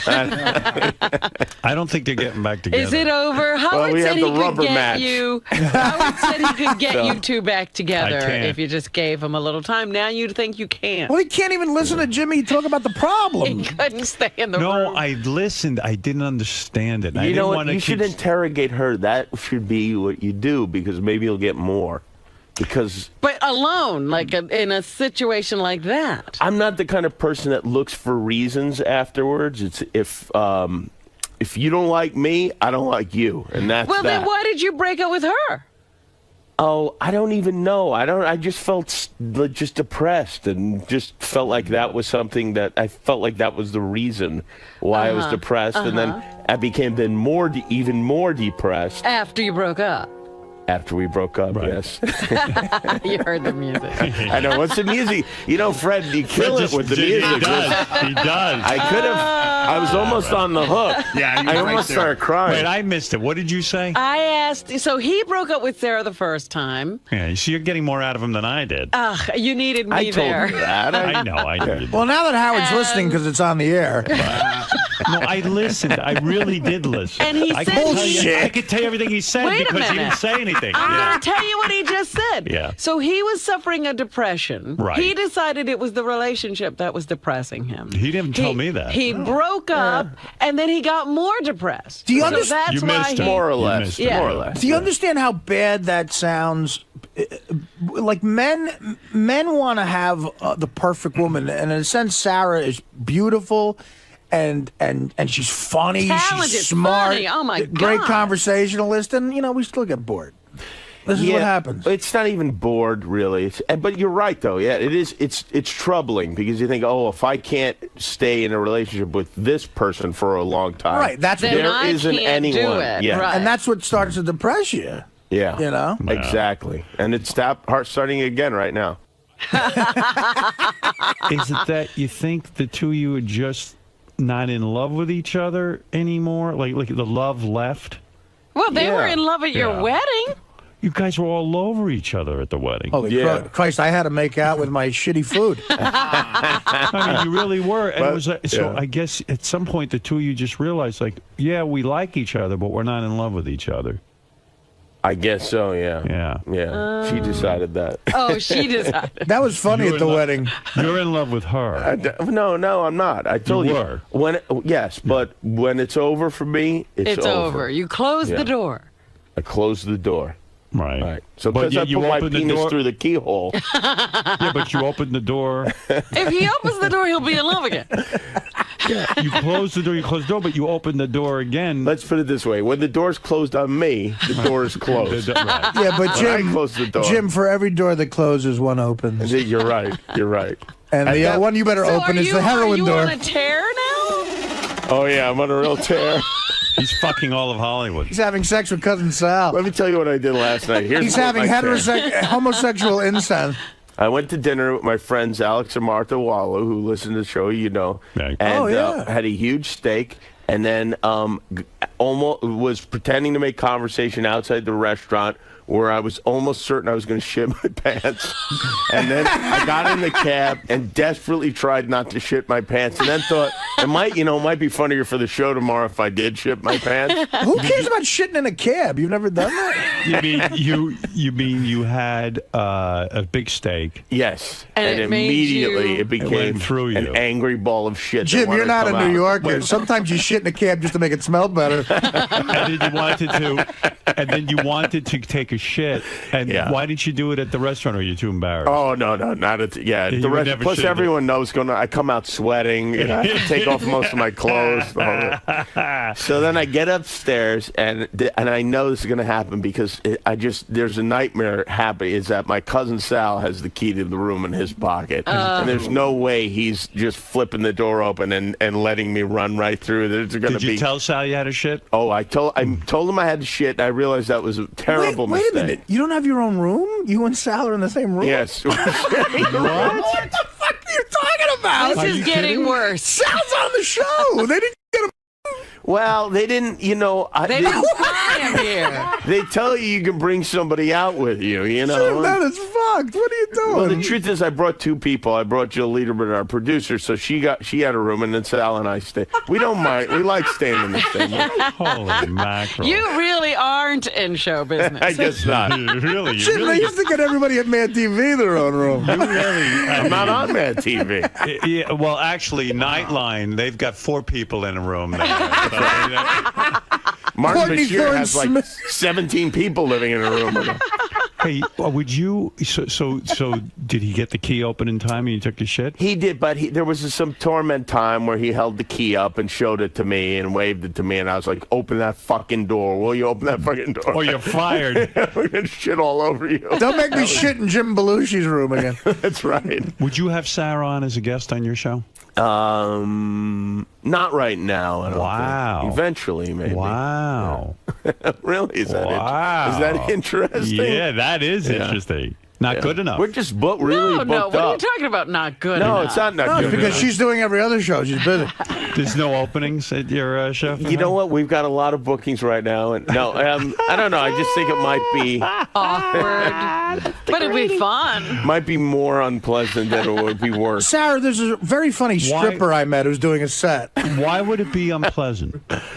Well, why do you think? Because but she was, listen, when you were going out with her, yeah, she was on the show like every week. Well, not that much. I but mean, a lot. She was like your brother Theodore. And now all of a sudden there's no presence of her like she was doing them. Well, I'm it's not like fucking people Matt like, Damon. where is she? I mean, she was on maybe twice a year. I mean, it wasn't Is that, like is she that was- true? Yeah, yeah. Oh, I didn't know that. I thought it was more. But she was No. on in the time that you two got back together. Yes, she was. Listen, on, I've yeah. been on 5 times, and twice when I was on, Sarah was on.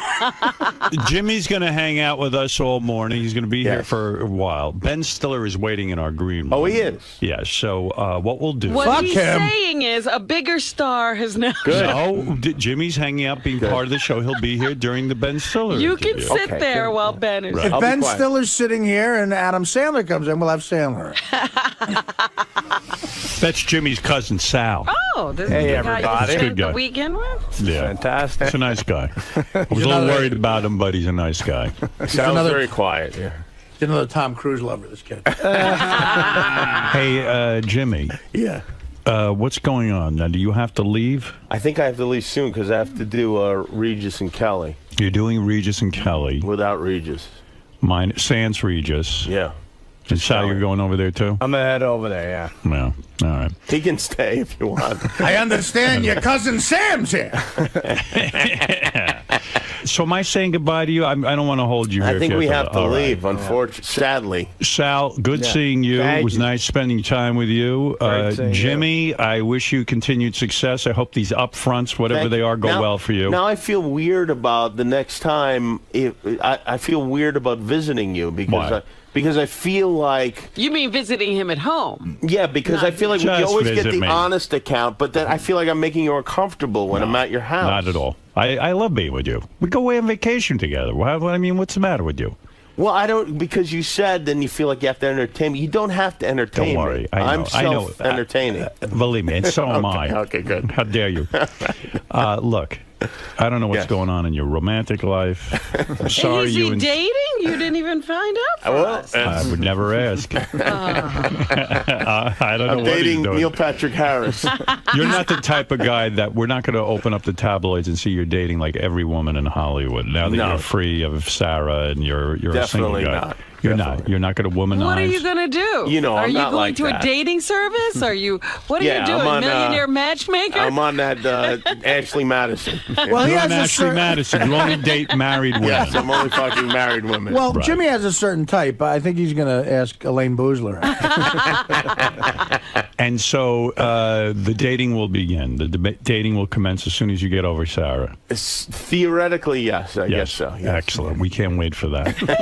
Who will it be? Jennifer Love Hewitt? Well, who will the lucky lady be? Will you be picking up women on the show? Will you do that? Moon? No, I don't think so. I can't imagine that will happen. Who are your guests for the rest of the week when you get back to L.A.? We'll pick out one Well, for you. Ben Stiller. right, you I can't go out really with don't him. know who the guests are, to be honest with you. Do you fantasize that you'll be with another famous woman? I mean, Sarah was famous. Was that certainly. fun? I've decided never, ever to go out with another famous person. Is that true? Mm-hmm. Why? Unless they're really, really good looking. What? Kathleen Turner. Why? Yeah. Maybe another Because hot Jewish comedian like a Whoopi there's Goldberg. nothing I hate more than being the subject of. I don't like being the subject of speculation. I don't like people being interested in my life like that. But aren't So you got into the right business. But aren't Yeah, people I know. going to always be interested in your life? Not nearly. It's exponential when it's two famous people. Nobody cares about who other, like nobody cares about who Conan is dating. Right? Well, because Conan's married. Yeah, but nobody cared beforehand. Nobody cares that he's married. I either. think they would. Well, you're saying because she's not in the business, Yeah. is what you're saying. Right. Oh, I see. So when you're dating another famous I'm gonna person, try to be more like Conan. you're going to try and be like Conan O'Brien. Yes. That sounds like makes a lot of sense. You better to get me. better writers. But it is possible because you're in Hollywood and you meet the girls you meet are girls who come on your show who are in fact famous, and a lot of these. Actresses and stuff. I mean, it's hard to resist. I say it's You know not who I hard for see them to him with? resist. No. I think you ought to fix him up with Renee Zellweger. Oh, yeah. I could have fucked her on the set of The Bachelor. I Would let you her like off to the fuck hook. Renee Zellweger? No, I know she's. No, that's Have not. you I'm met not her? interested in that. I have met her. You've had her on the show? Yeah, I think so. Not attracted to Renee Zellweger? It has nothing to do with it. What would you never think about fucking her? No, really I don't? wouldn't. I wouldn't. I'm not interested. If I was single, I would fuck Renee Zellweger. I would. You could get her at Bridget Jones' Diary. I told you do I you don't want to go out fantasize- with anyone famous. But wait a second. You don't fantasize like maybe a night with Carmen Electra or nothing like that? That's not my thing. What do you mean, not your thing? Well, wait a minute. What about some Why- supermodel? Explain No. that to me. What do you mean you can't take Carmen Electra? I need. I think there has to be some depth there for me. Oh, so supermodels are all So stupid? Sarah was so deep. She Well, wasn't I'll put it this way: Sarah would never do this. Carmen Electra. Look, I said Jimmy was deep. Carmen Electra was once asked on a talk show, "What's the one thing she couldn't live without?" And after she thought for a minute, she said, "Food." So I don't think Sarah would ever do that. That's a good answer. But do you think that Sarah will date someone famous? I don't know. Does she I have no need idea. that? No, I don't think so. She doesn't need that. So, well, it'll be interesting to see what you end up doing. Sal, what do you think? Sal, you're married. I'm married, yeah. So, but Jimmy what do you is, think? I wasn't supposed to say anything, but he's secretly dating a pizza chef, this guy, Chris Bianco. I'm not even kidding. He flies him out. The guy is a stayed little with bit him true. for like a week, and then there's another chef that comes in, Adam Perry Lange, and they cook, and that's his focus right You now. love to cook, right? That's your thing. I do. Yeah, I love You're to a eat. cook? Yeah, I do. Yeah. By the way, fucking a pizza chef where I'm from is not gay. Rob, you should try eating food. It's delicious. I'm going to do that when I do that. Yeah, that sounds crazy. All right. So, and also, will you and Sarah become friends in the future where she will be able to come on the show? No, we will not. You will not become friends. I don't know. It's going to be a major I like that showbiz answer. feud that lasts centuries. I agree with you. You're not going to become friends. Listen, I got enough friends. Right. You will not go the route of Johnny Carson. and date some of the tea time players, or you will not. Have the girls on your show. Hire I don't them have just any to date tea time them. players. You don't? No, I don't. No, it's not my. You know me. It's not my Look, thing. Howard, he was on the Man Show and never fucked one of the juggies. Not only didn't He was married. Not only didn't I fuck any of them, I would hide in my room reading from them. I didn't want to be part of it. Will Leno, They don't want to read with you? Let me before you leave, because I know you have to go. Will Leno's new show fail? I'm talking about this now. You're in the late night game. You spend a lot of time on your show, and I know you do a lot of hard work. And people should watch Jimmy's show. But will you take a look at Leno's new show? And you've probably given this some evaluation. You probably even have research on this. Don't you think, this is what I think, Leno made the biggest mistake of his career, not staying in late night television? I think it would have been safer to go to ABC. Yeah, for him to go to ABC at 11:30. Yes. But that would have been horrible for you. You wouldn't want him at 11:30. Not necessarily, because it would be a better lead-in than Nightline, and perhaps there would have been other networks that were interested in me. But you told me you would never follow Leno. That's right. You said you were going to leave. No, but I changed that eventually. Oh, did you? Oh, you did? Yeah. You thought it through. Yeah. You said, I'll go on at 12:30, Leno can go on at 11:30. Yes. You really would have gone ahead and done that? I don't believe you. I honestly would have. Absolutely. You would not have gone to another network? Let's say if... I might. I mean, I would have considered What if Fox that. needed a late night show? I would have considered it, yes. You would have? Yes. Might have been a good thing. Yeah. But now, Leno will die at 10 o'clock, won't he? It's the end.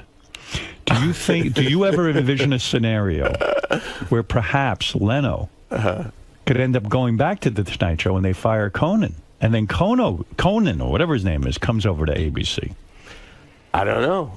I mean, I don't know. I don't know about all of those things, but I could envision any of those things individually happening. Well, yes. how do you feel that Leno's going to do?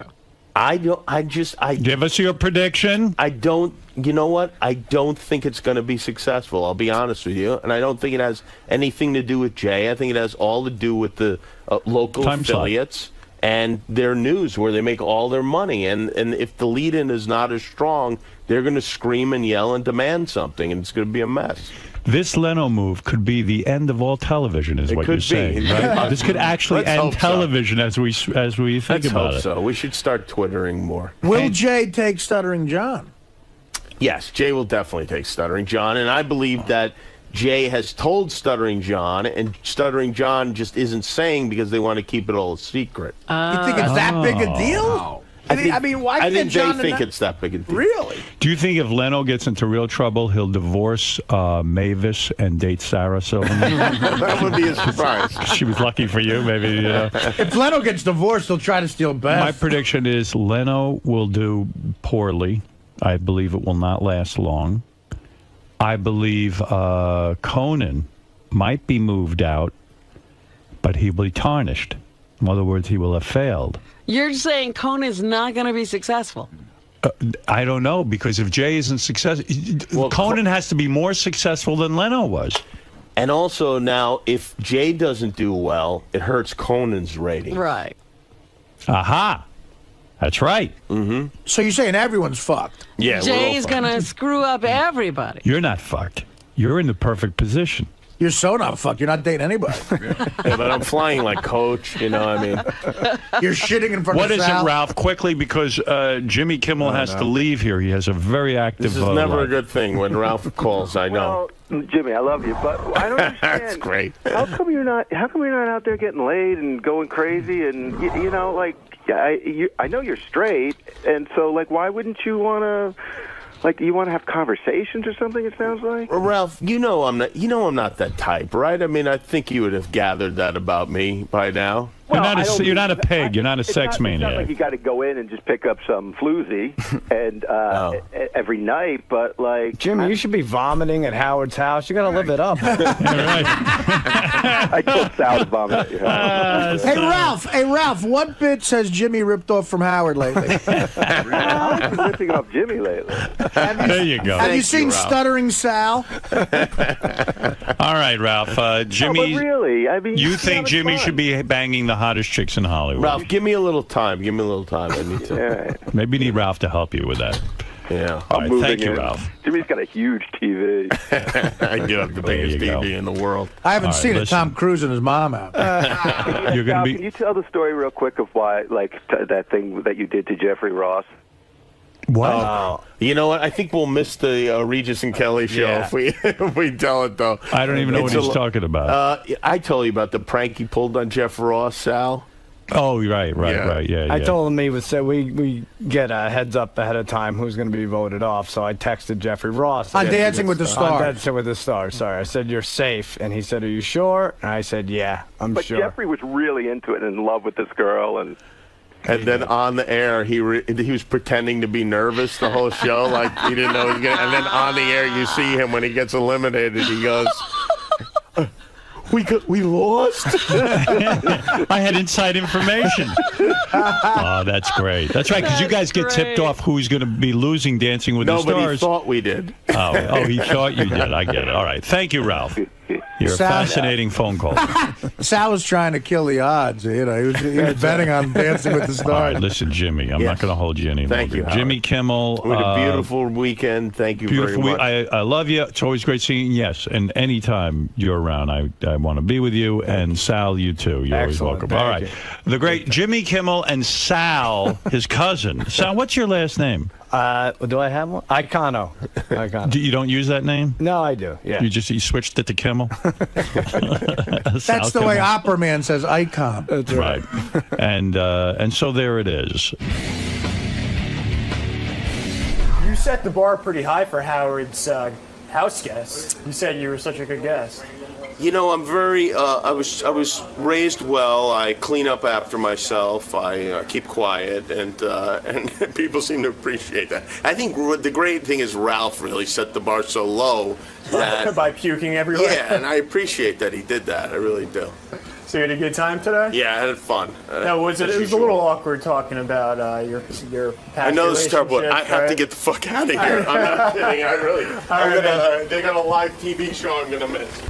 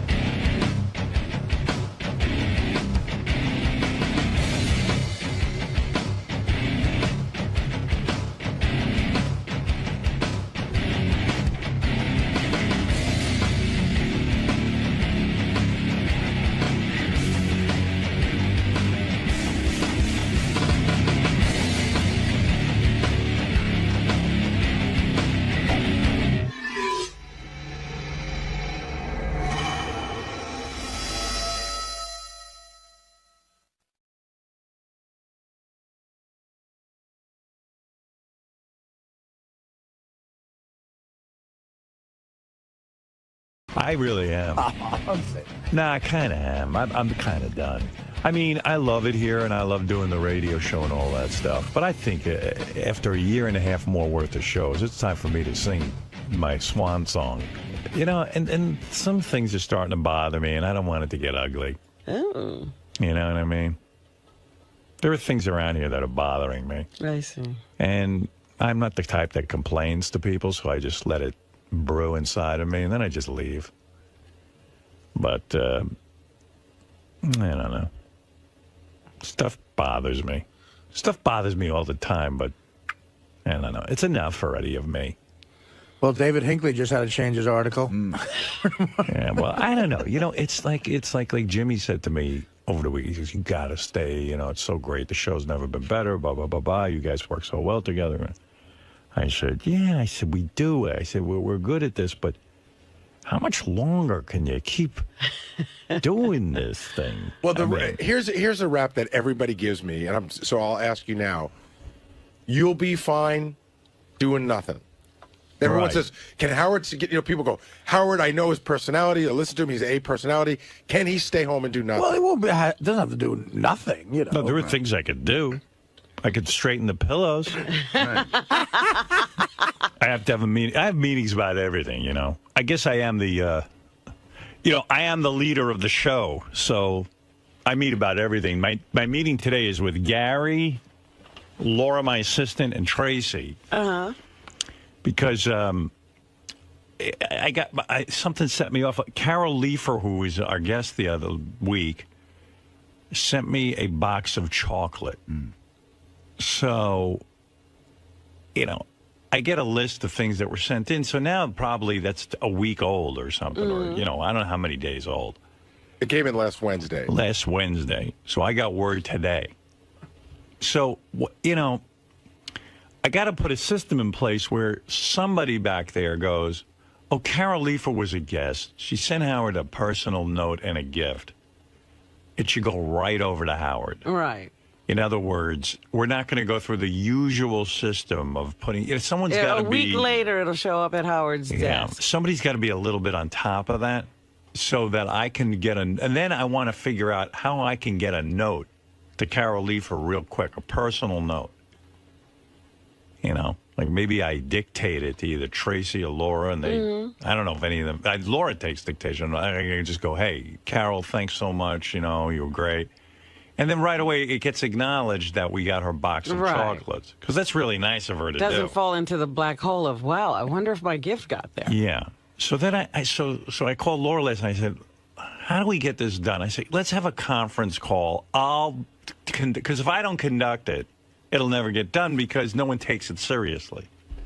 Well, we would take that. See, we would take that seriously. But Gary, how many years we've been doing this? 20-something years. Right, but we have nobody can figure out that, like, when Carol Leifer sends something, that I should know about it pretty quickly.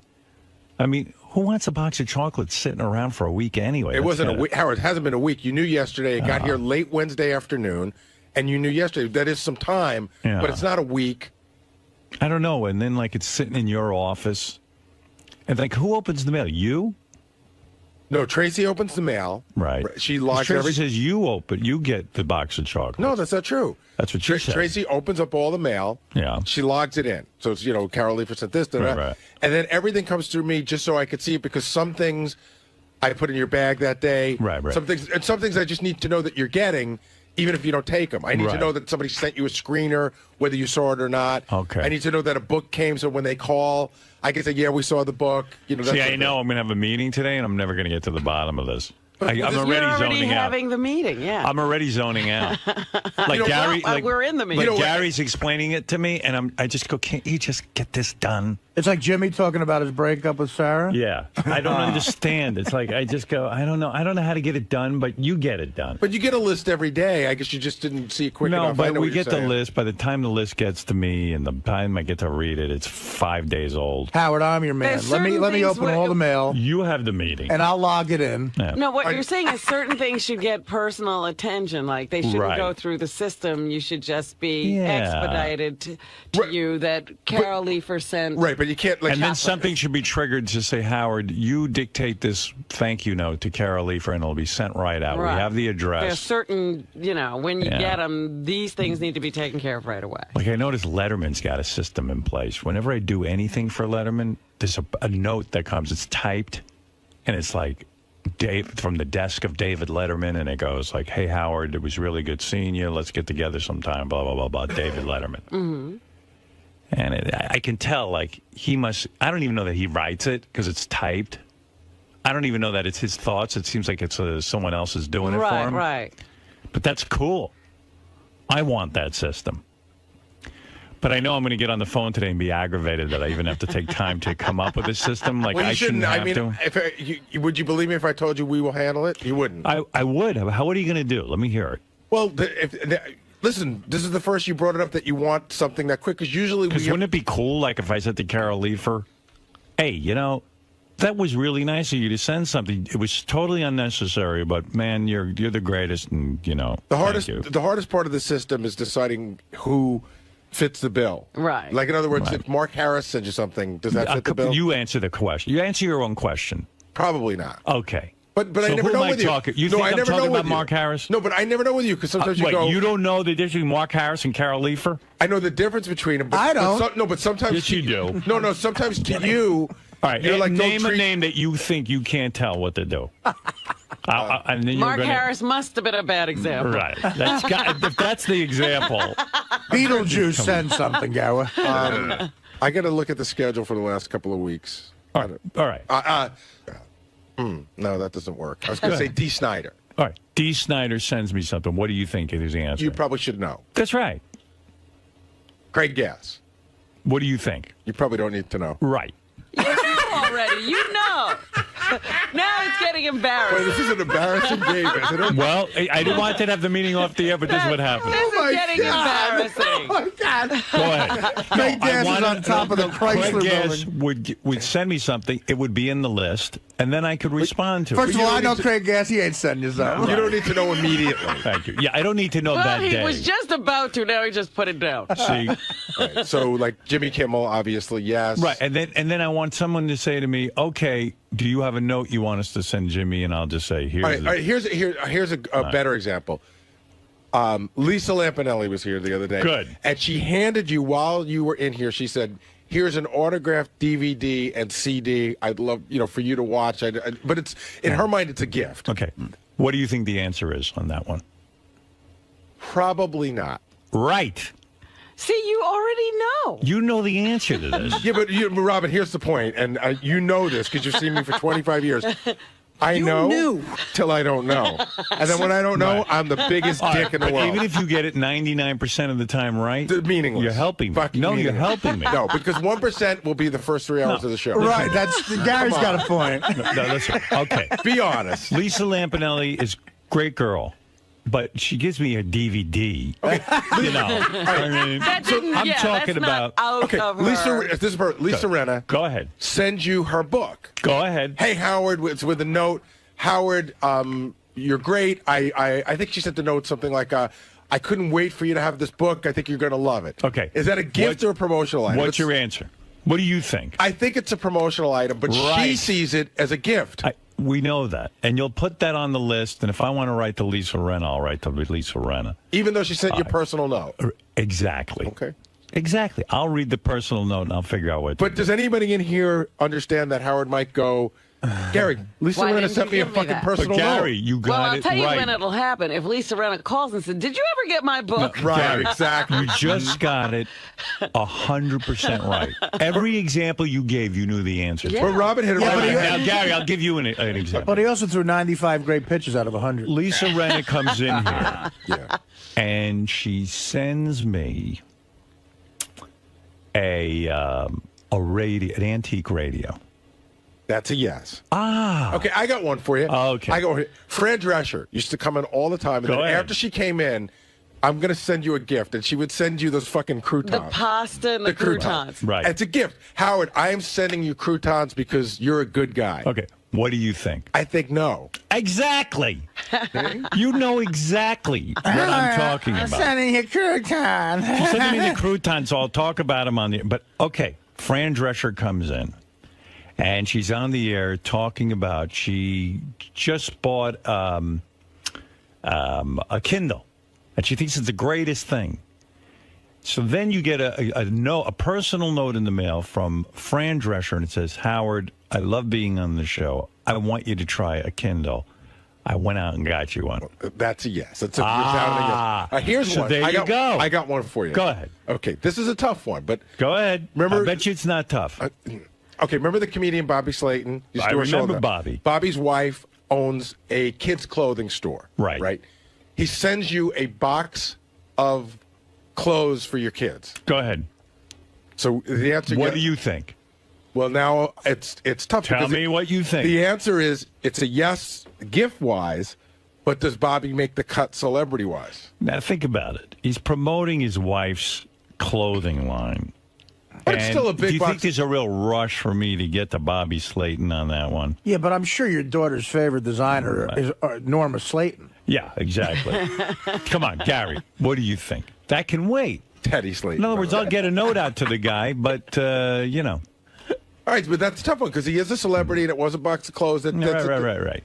You know what? The box of clothes is going to end up in a garbage. Let me tell you something. There's two things I'm that going are to give it iffy. to charity, which is 99% of what I do around so here. I'm gauging the level of the celebrity and the quality of the gift. The only one you got wrong so far is Carol Leifer's chocolates. That's it. we started this. The real one. There's two things. There's two things that are iffy: whether or not Bobby's a celebrity, and whether or not those are clothes. Right. Gary, you missed one very important aspect. If Howard was single, you give him anything Lisa Rinna said. Right. Right. Oh, when I was single, it was terrible. Gary and I had meetings about that. It was so embarrassing. So uncomfortable, Howard. Really? When I was single and there was a hot chick on the show and I wanted to go out with her, I would somehow say on the air, "Hey, yeah, you know, you should get me your number." And then that's a Gary, good code. Then Gary would walk in and I go, "Gary, did you get the number from her?" And he goes, "You wanted me to get the number?" I missed the signal on one very important person. Yeah, he missed a lot of signals. And Howard goes, because I remember Howard goes, "You got the number?" And I go, "You were serious?" Because what the fuck is wrong with you? but get the numbers. Like if Joe Girardi's steal sign was, "Look, steal." I felt bad too. Artie, you go in the green room and get a fucking number from somebody. No, look, listen. Teddy tried it for me a couple of times. It's embarrassing. But Howard, can I ask you a question? And the problem is, nobody's going to say no to giving you the number. Well, first of all, they're giving me the number, so that's already creepy. Yeah. But they're giving you the nobody's number. going to say no. You don't know whether they really, you don't know whether you're forcing these people to give you a number or not. I was too busy or lazy to date, so it was a perfect dating opportunity. Absolutely. If I could took just full advantage. If I could do everything on the air, I was fine. It was like, wow, this is cool. I'm on the air. I met a nice, attractive girl. She said something about her phone number on the air after I badgered her. I have a phone number. Yeah, okay. Gary, did you get that? I have a phone, Howard. Do you own a phone, or are you a heroin addict? They took away their phone. Gary, well, you don't want my number. Right. But, Howard, let me ask you a question, because I think the fans are interested in this. Yes. In that crazy time you said you had, sort of womanizing. Yeah. How many girls that were on this show did you bang? I don't know. That you met on the show? Not a lot. Okay. Like maybe... Under 5? Yes. All right. Right, Gare? I got 3 in my head right now. I'm telling you right now. And I got one in my head that you don't even know that I know. Let's double that number then. All right. It's like a drink. It's like a chick telling you her weight. I don't think there was a lot, honestly. Gary, I'm talking about that he met for the first time on the show. Well, there's one that jumps to mind for sure. There were a couple I'm thinking of I was working, but I never even got around to. Either they just didn't like me that way. That happens sometimes. Yeah, maybe you might be right. But there are 3 that I'm thinking of. Yeah. I don't know. And I'm not thinking that hard. I wonder what 3 you're thinking of. Because you should write them down. 2 for sure. Write them down and hand them to me. I'll give them to Howard. Exactly. Yeah, don't even write it. You know what? That's water under the bridge. Exactly. Yeah.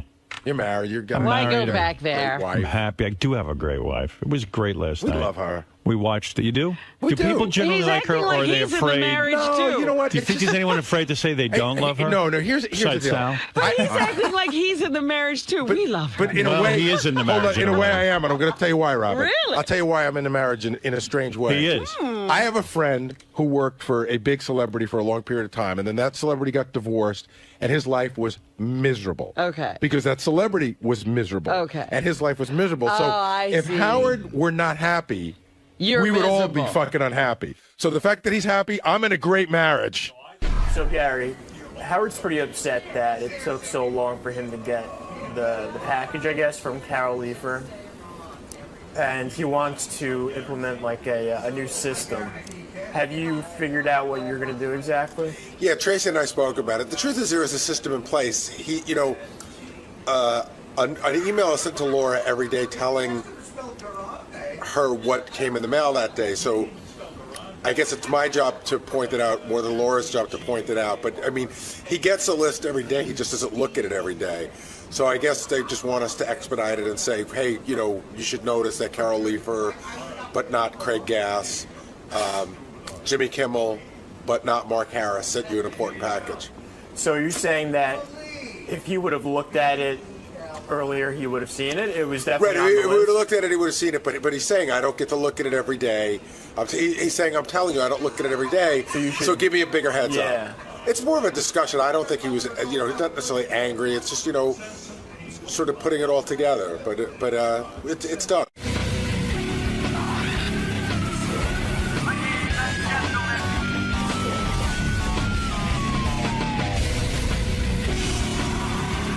Jesse James. I'm here to do the Howard Stern Show, and pretty excited. Been a Howard Stern fan since like the late 80s. Alright, so you're a big fan? Yeah, so, well, I was a bodyguard and spent a lot of time in New York, and I think Rick Rubin turned me on to it. He had like cassette tapes of like when Howard, of the old show, when he got like booted off, and like wore him out on tour buses listening to him, so it's Nice, pretty man. cool. So this is a pretty big occasion for you then. Yeah, I'm pretty nervous. It's actually, you know, I usually just breeze through this stuff because most people that interview me are dipshits, and like I just talk smack to them. But this one, I'm like, fuck. All right, Jesse James also was on Celebrity Apprentice, used to be a real badass. Yeah? Oh, yeah. I've been reading about this guy, Like Jesse how James. badass? He was a real badass. Hey, Jesse, how you doing? Good to see you. Hey, nice to meet you. Pleasure. That's a badass? He's a badass. Jesse James is a badass. Yeah, you fuck with him, Robin. Yeah, fuck with him and see how far you Hi, get. Robin. Yeah. Hi there, how are you? Robin good. wore extra cleavage for you. Trying to steal you away. Hey, can I tell you why I was laughing when I brought him in? Yeah. Tim came to the green room. Tim never says hello to the gas. Tim came to the green room, and he just goes, dude, you're my idol. And he just started talking like how much he loves Jesse James and how Jesse's his idol. Why is Jesse James Tim Sabian's idol? Like, I could see why. As we were walking in, Tim was just like reeling off stuff, and he goes, that bike you made in Afghanistan? Tim, what do you know about bikes? I mean, He's a Well, I've had bikes all my life as a kid, Harleys and all that kind of thing. And you can see by him he's a biker. You can tell. Yeah, right. I'm bad, you know. But the you stuff have that he socks built on with your loafers. No. Yeah, Jesse's a skinny, fruity executive. Exactly right. But he Needs a just man builds the purse. coolest bikes. I mean, if you saw his stuff, it's just absolutely amazing what you do. So it's an art. It's he's one of your heroes. Oh, Okay, he's right. one of the greatest bike builders ever. You know, ever, Tim in was car builders. Tim was a Mongol. I don't know if you know that. Honorary Mongol. Card carrying. Card carrying. Actually, I think Tim was in the Chingaling. Jesse, nice to have you on the show. Now, how did you get to be? Where'd you grow up? In California, Long Beach. And were you a kid who was always into building cars and motorcycles? Were you just one of those kids who were just freaky into that stuff? Yeah, my dad was like a antique dealer, and I never had any money, and I wanted cool stuff, and I had to learn how to get it myself or make it. Wow. And but you were one of those kids. You didn't go to college or anything, right? I went to college for 2 years and played football. Oh, no kidding. Yeah. But then weren't you a Hell's Angel for a while? You were part of the motorcycle club? You were never a Hell's Angel? No, I was a bodyguard for like 7 years. Actually, I have to tell you right now, like, this is, to me, I feel like I've finally made it. If I could do your show, I've done like 60 Minutes and everything else, but just to be sitting here, it's like, whoa, man! Oh, that's I'm great. on the Howard Stern show. I love that. I actually met your wife, Sandra Bullock, on her movie set one time. Yeah, attractive woman. Yeah, Not a she bad told me deal. she called you up one time and gave you some shit for long time